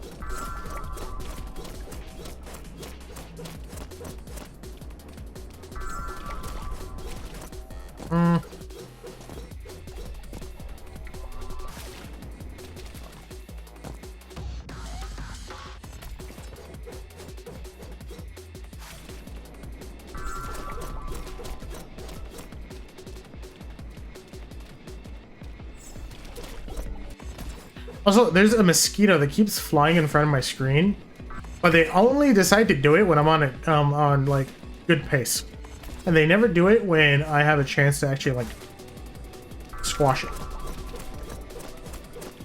which is kind of unfortunate.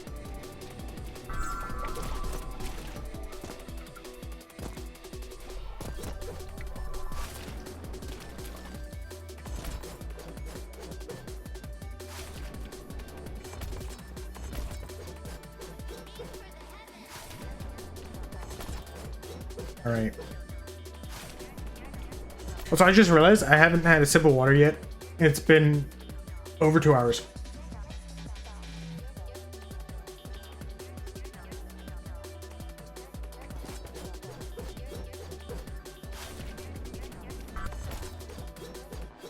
Also, for the longest time, I was convinced that Magic the Gathering and D&D took place in the same like in-game universe, and it wasn't until the Baldur's Gate set, the Baldur's Gate collab, that made me realize, oh, they're different things. I just always figured that, oh hey, they're both run by Wizards of the Coast.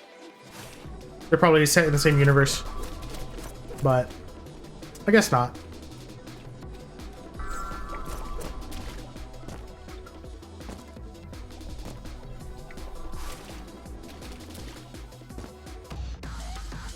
$17.9. All right. Damn it.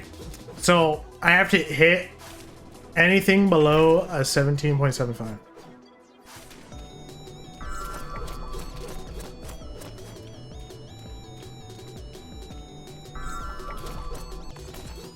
I'll be honest.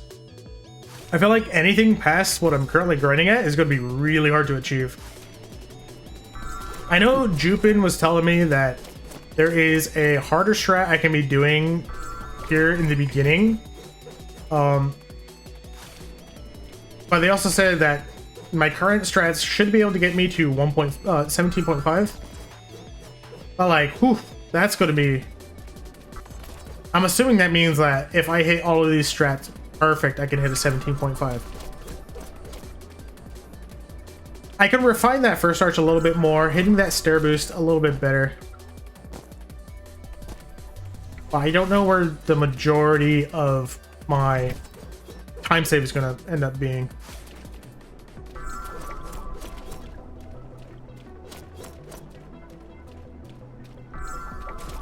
I feel like I already improved on all the things I noticed from last week, and it's just a matter of there are more things I need to find and improve on. Like figuring out why sometimes my frame 1 jump doesn't come out. I mean, I have an idea on why. It might be because I'm not holding spacebar and I press it like the frame that I land, so it might not come out. Or the frame before I land, maybe. I have ideas, but I have to workshop them.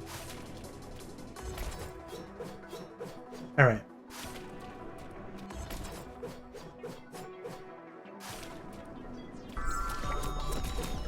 Damn it.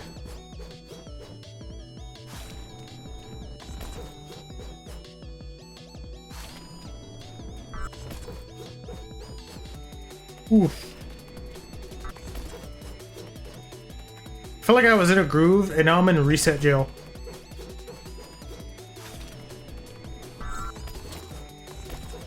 Okay, I'm definitely in reset jail. I feel like you can tell that you're in reset jail when you have to reset because you missed the frame 1 jump.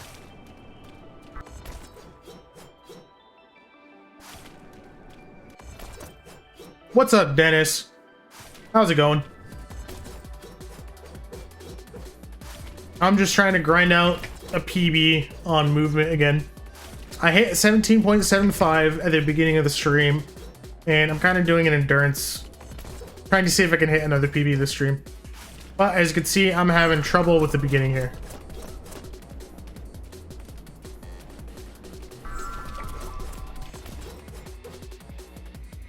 Oof. Sucks to hear about the headache.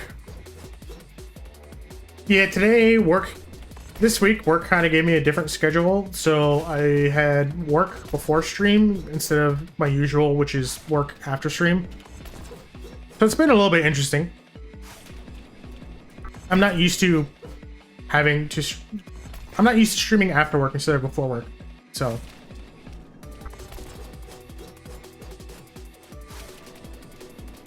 I feel like it's made me a lot more yappy.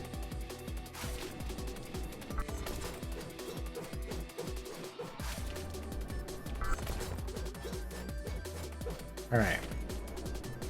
Here we go. Got a good open. Gonna hit the second arch. Nope. All right. I've started to consistently hit 17.8s whenever I finish a run. It's just a matter of getting my actual consistency of finishing runs up.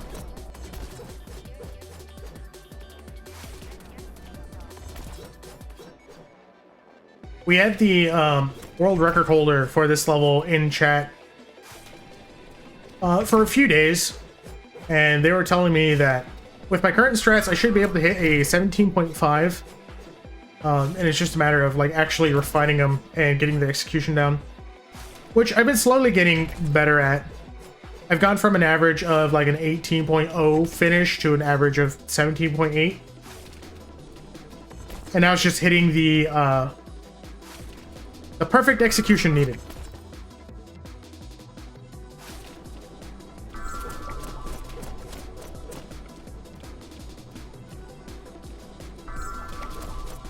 Damn.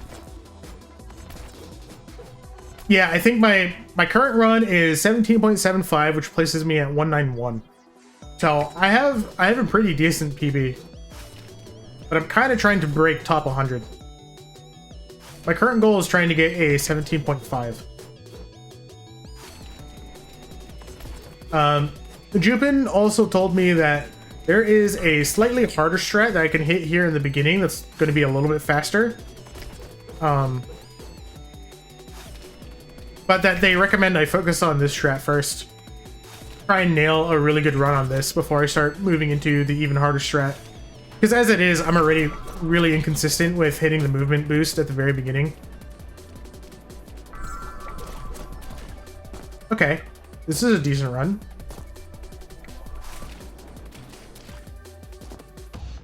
$17.85, not bad. With a little bit tighter movement on that ring, I could have had a 17.7.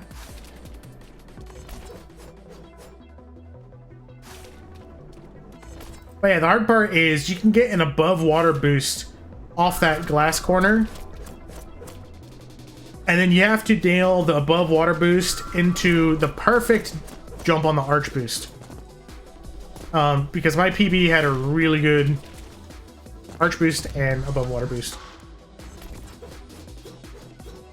So it's really hard to get above PB pace here, but I've gotten it a few times so far. And it's just about finishing out the run. Damn it. Movement definitely is a crazy level, but it's the level that made me really love this game. And it's the level that got all of my friends hooked on it too. Because starting off, you do like your first casual run, and you go, okay, I could have done that faster. So you do it faster. And then you look at the global leaderboard, and then you realize, oh, you can do it way faster. Yours was Distinguish. Which chapter was that one in? I'm really bad with the level names in this game.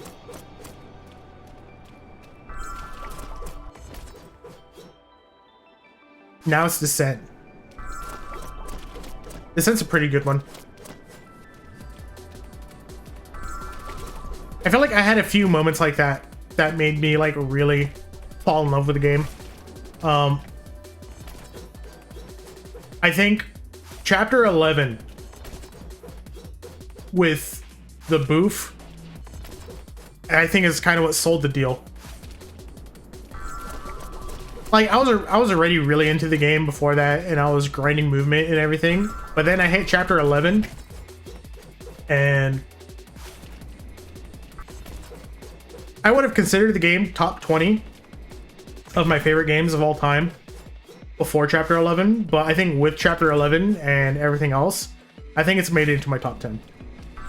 Ooh, you're not a boof enjoyer. Interesting. See, I'm saying this as somebody that hasn't tried to optimize any of the levels yet. I liked the casual playthrough of chapter 11. I don't know if I'm going to like the speedruns of chapter 11.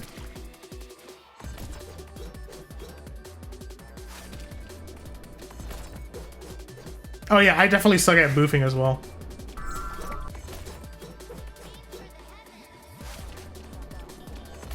But it's just like, you see the vision, and you can see just how fast you can go. And just like all the potential for all the boof levels. I haven't even looked up any of the speedrun strats for any of them.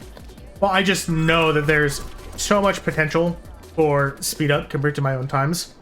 Yeah, I'm excited to start grinding them. But I think I'm right there with you. I have really bad aim. In FPS in general, but like especially this game. Like on Pummel, I struggle so much with doing the fast strat. Damn it. I actually have a friend who has maybe 10 hours in Neon White, and they've hit the fast strat on Pummel right here.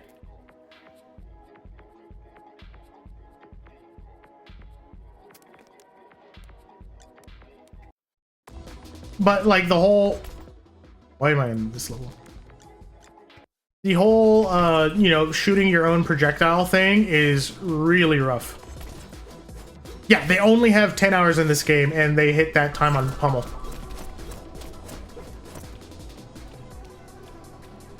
I don't think they've done anything past chapter 2. So.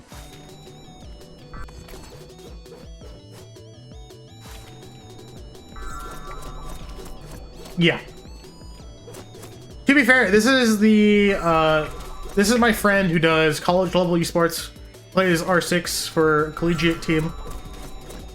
So like, he's no stranger to grinding out things and being competitive with things, which is why he hit that, because he realized that he's not going to be able to compete with mine or my other friends' times here.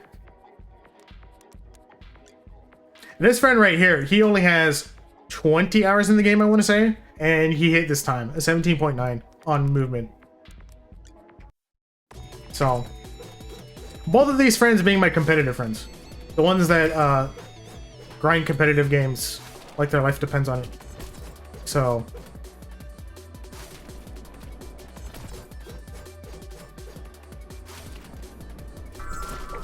but yeah, I had a PB here on movement in like the first half hour of stream, and I've been grinding for another PB for the entirety of the rest of the stream.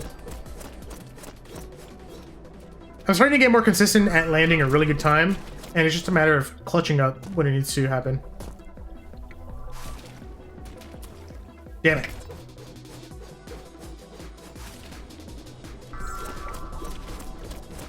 I feel like I could have edged this one harder. Damn it.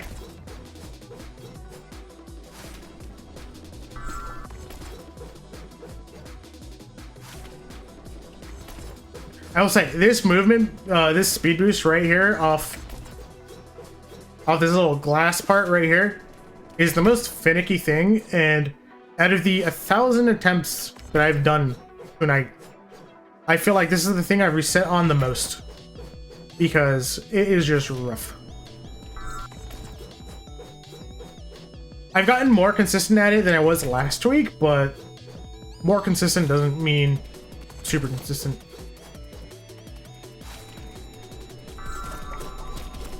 And sometimes when I hit it, I just have an off angle going into the arch boost. Okay.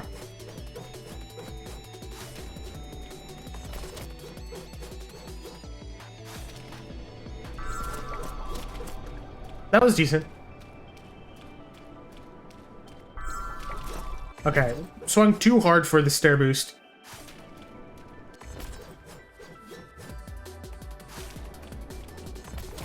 I feel like the hard part about trying to PB now is any little thing could be the difference between PB or not. Very easy to have a slight screw up cost you your run. But also vice versa, the slight perfect execution could just make the run.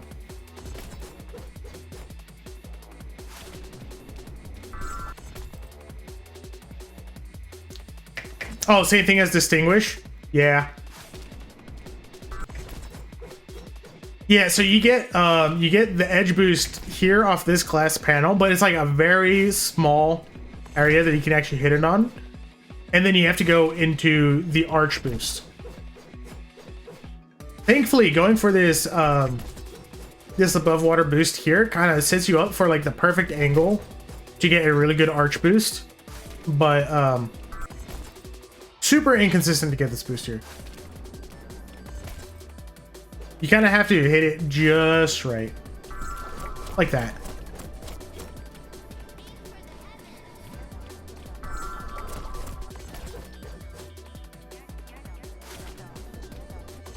But yeah, I feel like with movement, you don't really have any time to just like, you don't really have any downtime. It's just execution after execution.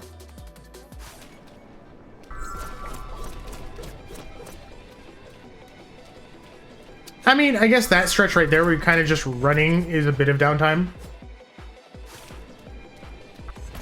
So that's not entirely correct.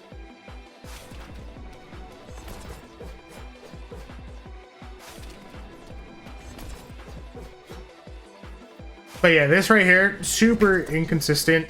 Or at least I'm really inconsistent with it. I have times where I hit it super often, and then times where I don't.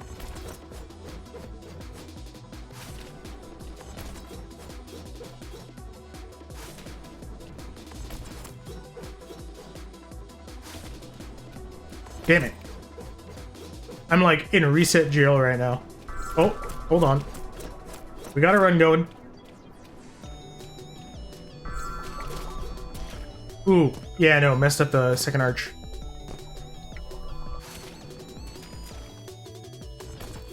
Okay.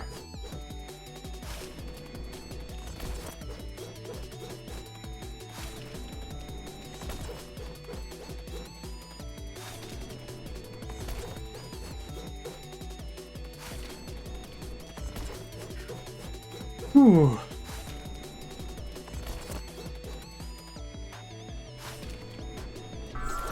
I feel like today's fatigue is finally starting to catch up to me.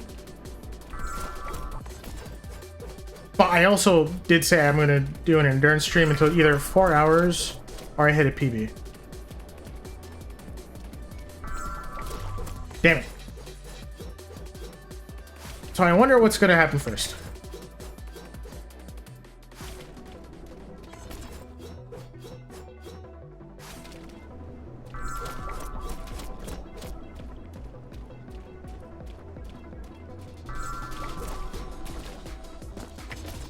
Nope, that's a reset.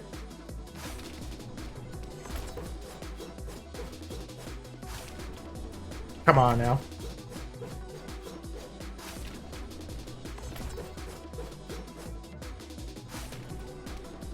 I feel like I really do want to look into doing level rush. The hard part is I really love the movement grind, but it's not exactly what I would call good stream material.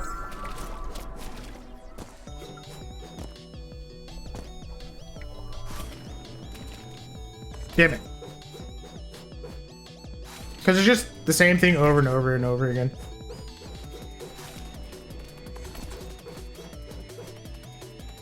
Though I still stand by the fact that it make for a pretty good drinking game. Having to take a shot every time I screw up something that's on PB pace would be really fun.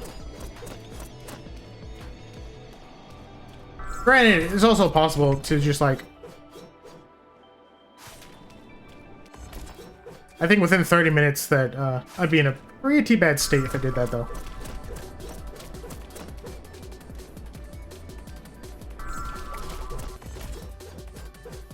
Oof. Okay. Might have to go for a mental reset. Might need to bring up world record, study it for a little bit, and then come back. Damn it.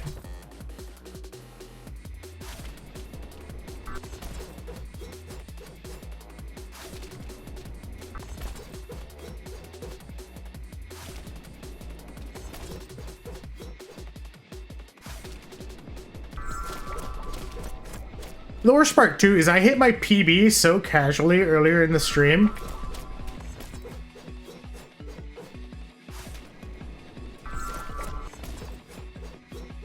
I forget what I was in the middle of yapping about. I think I was yapping about anime. That wouldn't surprise me. I was yapping about something. Maybe I just need to start yapping again.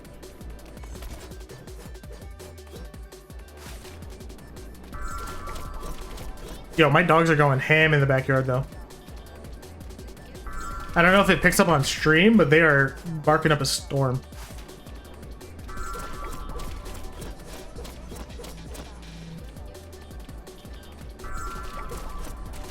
Ooh.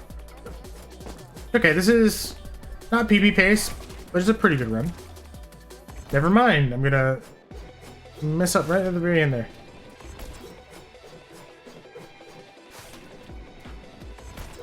You know, I picked 4 hours.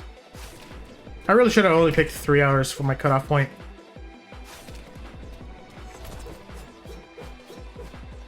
All right. Let's see.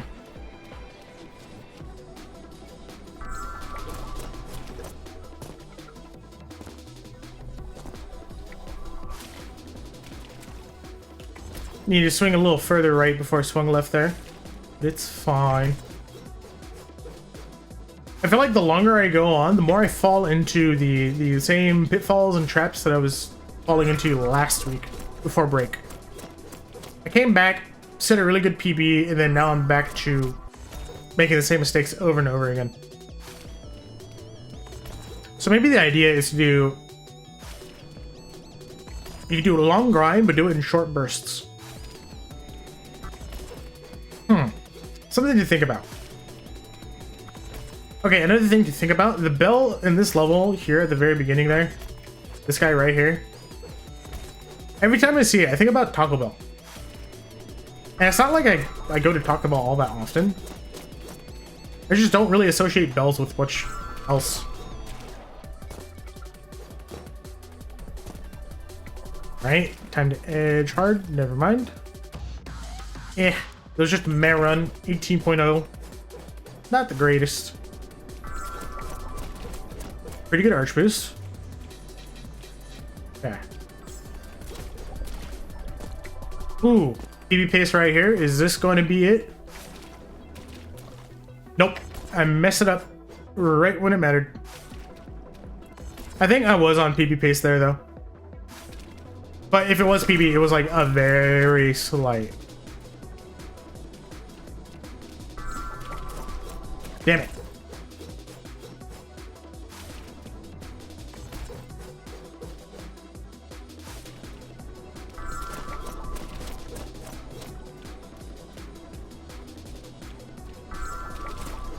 Ooh. I feel like it's so not inconsistent. It's probably not the right word for it. But second arch boost. You can go flying out of it in so many different ways, which I guess does make it inconsistent. But it's all determinate based off of, like, your mouse. And just how you approach the angles here. Like, for example, there, I swung too far to the left, which ended up me bonking into the wall. But if you don't swing out far enough to the left, you run into that situation where you jump up the plank of wood, and you can't jump again. Because your momentum is carrying you too far. It's a very interesting trick to hit. There's so many different ways to screw it up, and it's really hard to hit it just right. Like that right there is a situation where I didn't swing out far enough to the left in the arch. So instead of landing very neatly at the very top of the plank, my momentum carried me even further, and I couldn't do another jump until I was like already too far in. Damn it.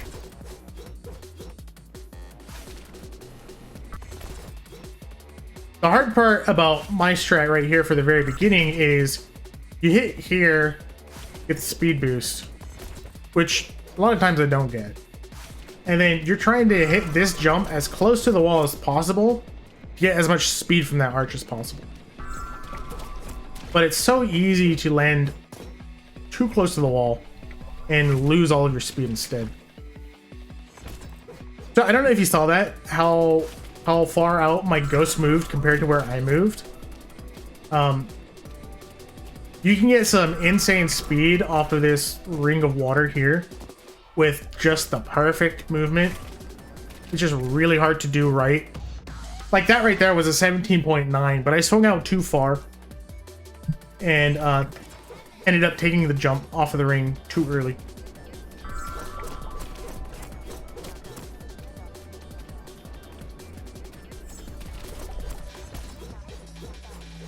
Okay.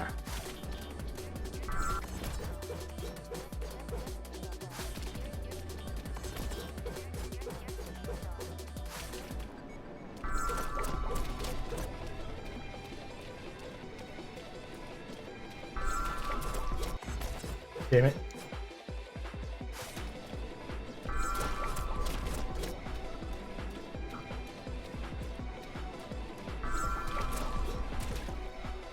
Oof.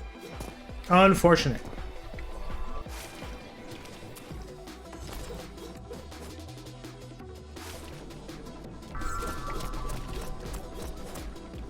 Okay, I know I said I'll do an endurance stream, but I'll be real. The fatigue is really starting to catch up to me now. Let's see, I might hit, if I hit 1,500 attempts and I still don't have a PB, I might call it there. I already hit 1 PP today, and that's pretty good. I don't know if I want to burn out on grinding this level this early in the week.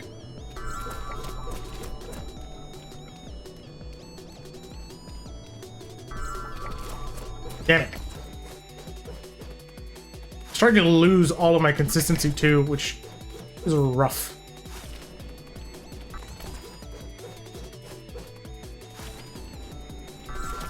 Damn it. Oof. Okay.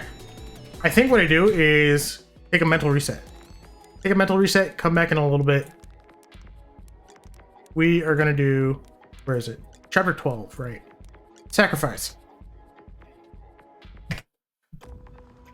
Just let me go. Alright. I haven't done this skip for about a week.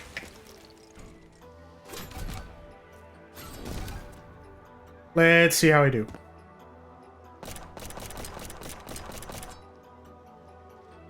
I think that was way too high. Yeah, way too high. Let me go. Let me do this. My own PB on this is actually pretty good, so it's going to be hard to hit this just right. Just let me Like at this point, I'm aiming for like the small speed boosts. So skipping, bouncing on the balloon, making sure I hit the reflect there. But I feel like I also need to pick up the stomp so I can kill the yellow guy real quick. let me do this. But this right here is a good mental reset.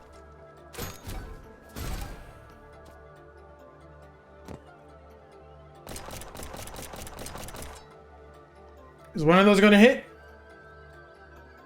No. Okay. Just let me go. Let me do this. So yeah, this level, pretty fun to go for. Just let me, I'm just really bad at actually doing it fast. let me do this. At least doing it fast at an FOV that's comfortable to play at.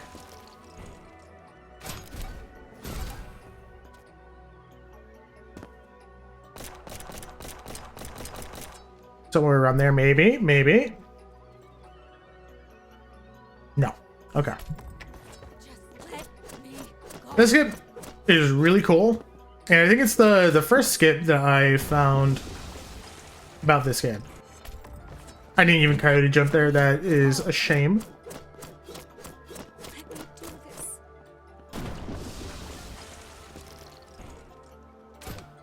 Damn it. Just let me go. Let me do this.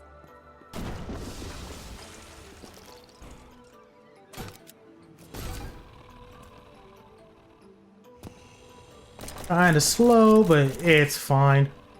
If I hit it just right, I could still get the PB. So my PB is a 20.515. Just let me go. And it takes about 3 seconds for the bullets to travel from where I'm going to the end level trigger. Or not where I'm going, but where I am to the end level trigger. So if I do it fast enough with my new strat, I should be able to get a pretty decent PB.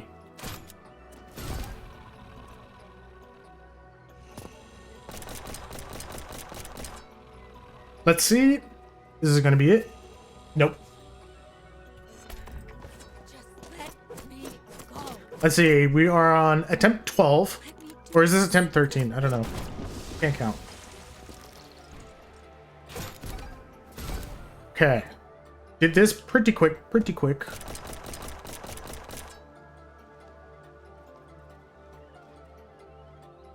Nothing. Okay. Just let me go. Yeah, the thing I've realized is I'm pretty bad at actually landing this one.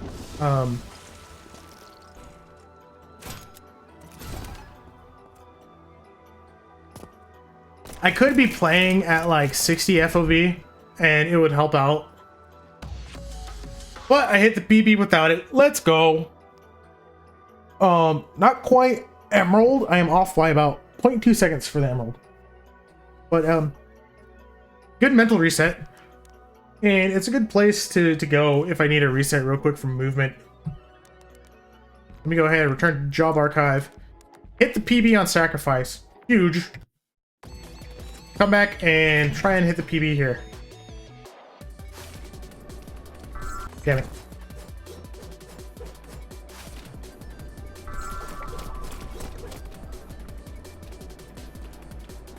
Okay.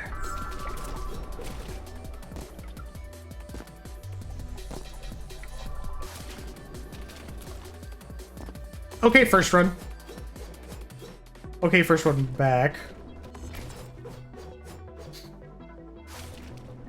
Also, I have no clue whether or not you can hear all the noise happening in the background. I hope you can't, but it is pretty loud.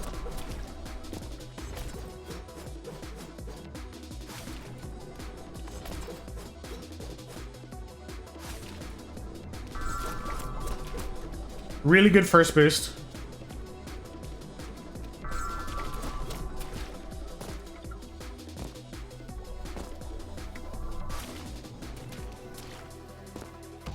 That was rough there. I swung out. I'm not sure exactly what I'm not sure what happened there. But when I did my small hop to get up to full speed, I left the boost area, the speed boost area, off the water. Unfortunate, but it happens. All right.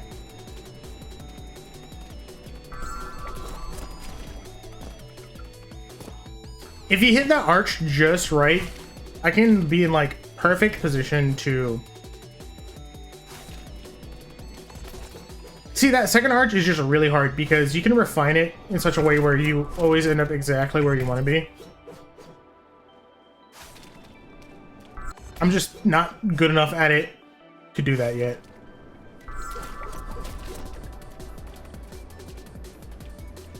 Maybe with practice I'll get there.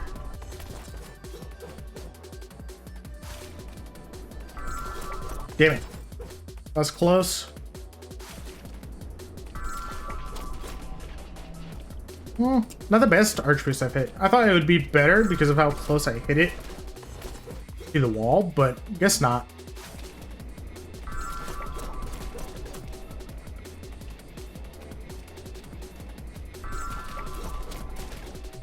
Here we go.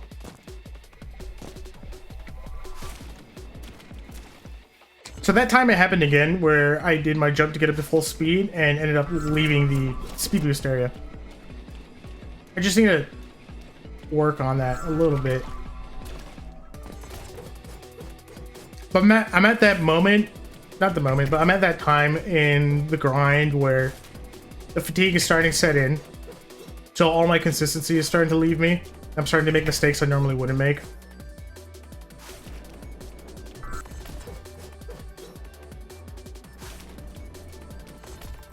That's it. I'm gonna give it a good 14 more minutes. Instead of 4 hours, I'll do the endurance for 3.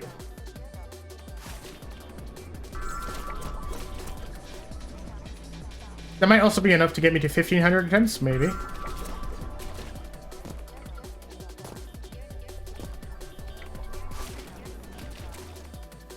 Damn. Okay. Just need to lock in for this.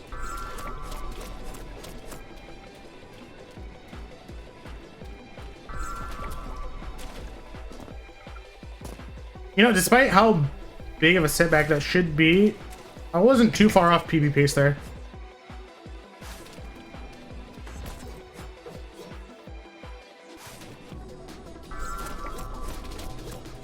Huge. Damn it. So whenever I bonk there, I think that means that I'm not jumping early enough.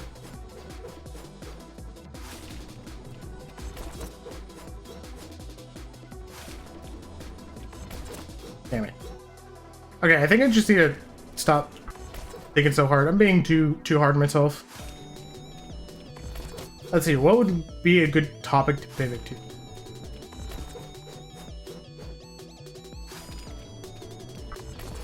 Oh, so today for work, I had to do a bunch of re-imaging laptops, which is just reinstalling Windows on them and then getting all their updates to date.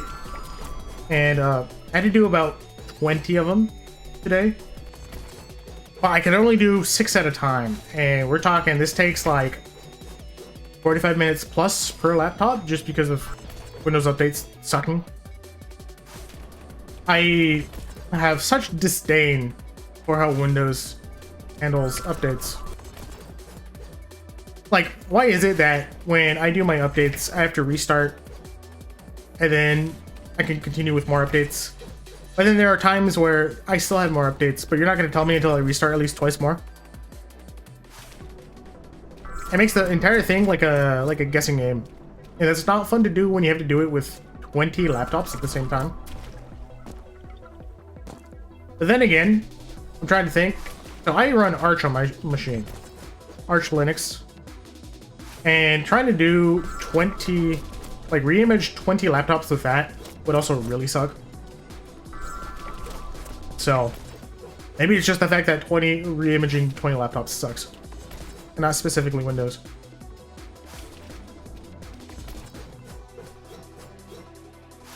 Maybe I just need to automate it. I could do that. Look into just scripting all of it. But I'm a lot more comfortable doing that on Linux than I am on Windows.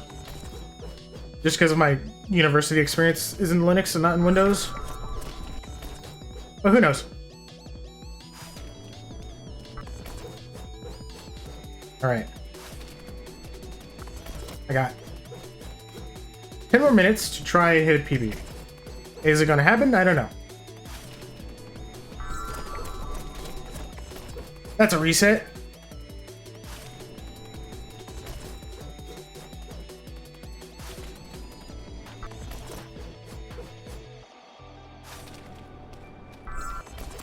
Okay.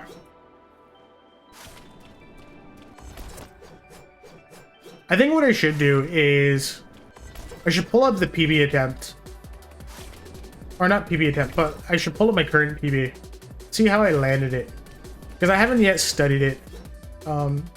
See what I did to hit it as good as I did. I mean, obviously I just hit all the tricks really well. But I feel like I always start doing better and getting more consistent with things when I look back and I analyze footage.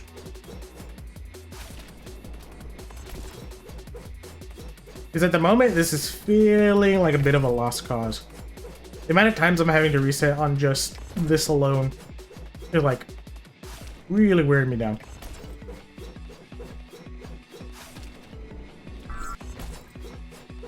The funny thing too is I started off stream being so talkative. And I've just gotten to the point where the fatigue has really caught up to me. Doesn't help, I also don't have really what you would call streaming chops. Or what I would call streaming chops. In that I don't have terribly much experience with streaming. Especially not for long hours. So my endurance isn't quite there.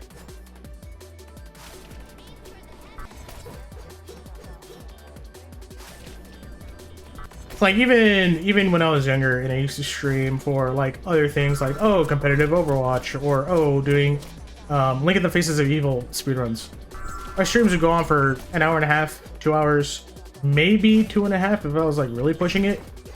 But since I've been back and streaming Neon White, I've been doing a lot more than that. I want to say I average about 3 hours.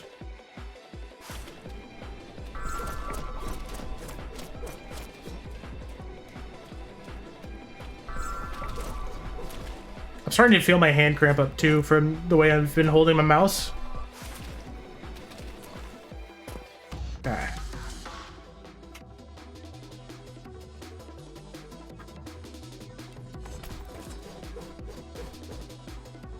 Take a bit of a breath there.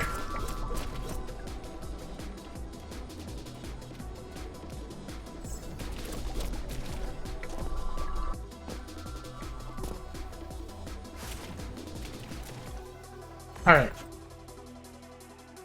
I know this is early, but I think I'm going to call the grinding here.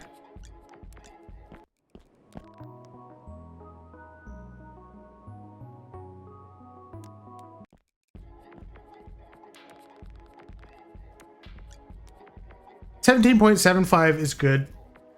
I would have liked another PB, especially if I could have hit Sapphire tonight. That would have been nice, but I don't think it's going to happen. So I think I'm going to call the grind early and then just come back tomorrow. Hope for another PB.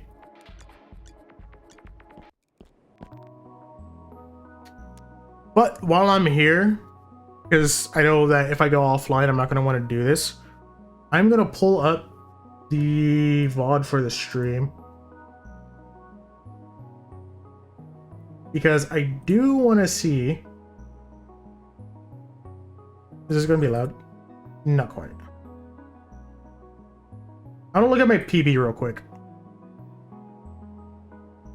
Let me see if I can find where it happened.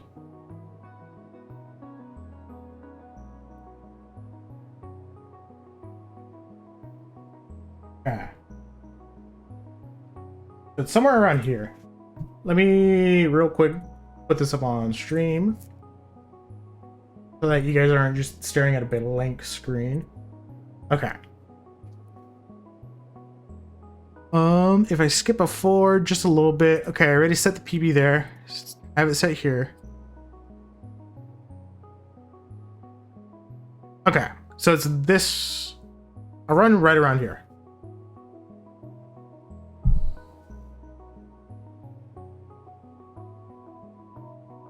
I don't think it's this one. No, definitely not this one.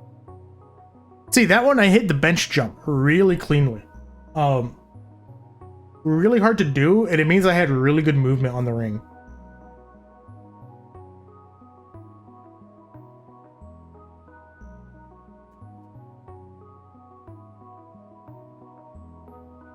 Okay, bunch of resets on the speed boost. Classic. Okay, honestly, watching this back,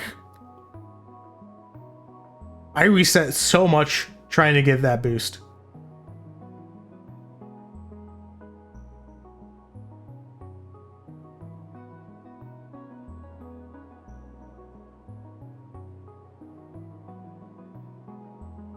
That's pretty good arch boost. Really good second arch. I was so far ahead of that insight bubble. And I had super clean ring movement.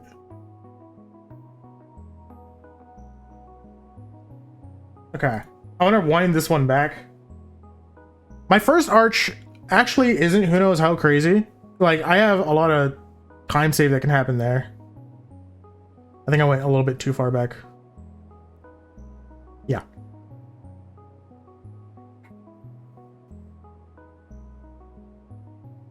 I'm trying to see, did I hit a really good stair boost? I kind of did. And that set me up for a really good second arch. But it's the movement here.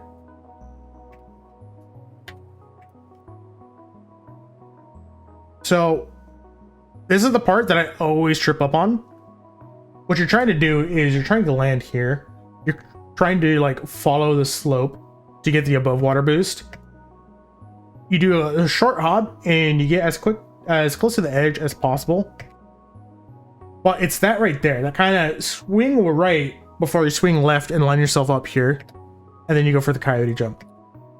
I feel like it's how I take that part right there that determines how well, basically whether or not I'll make the bench jump. And it's just really hard to nail the timing of it down. Oh, you're right. Can't believe I've been doing that this entire time. Whoops. Okay. This is what I've been looking at. You guys have been looking at the main menu this entire time. My bad.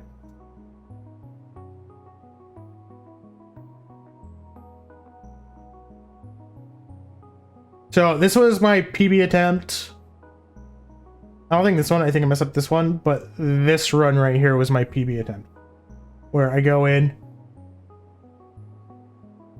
My first arch was decent, but there's time save to be had there. This second arch was insane. And that movement right there. It's the little swoop to the right before I exit the ring.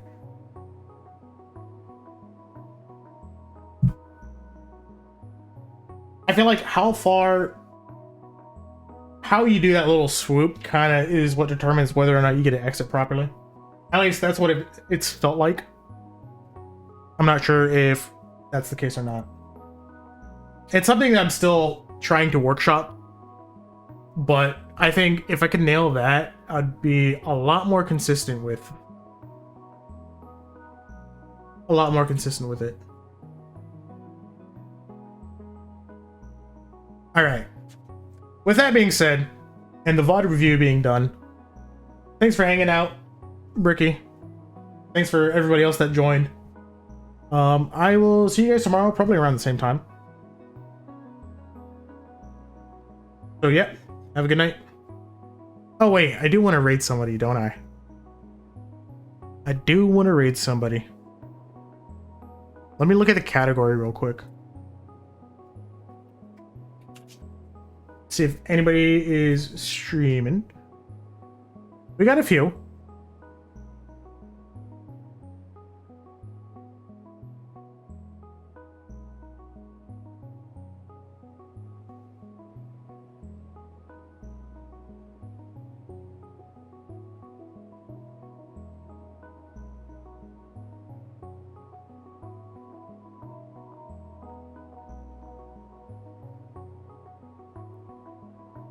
All right. With that being said, though, I'm out.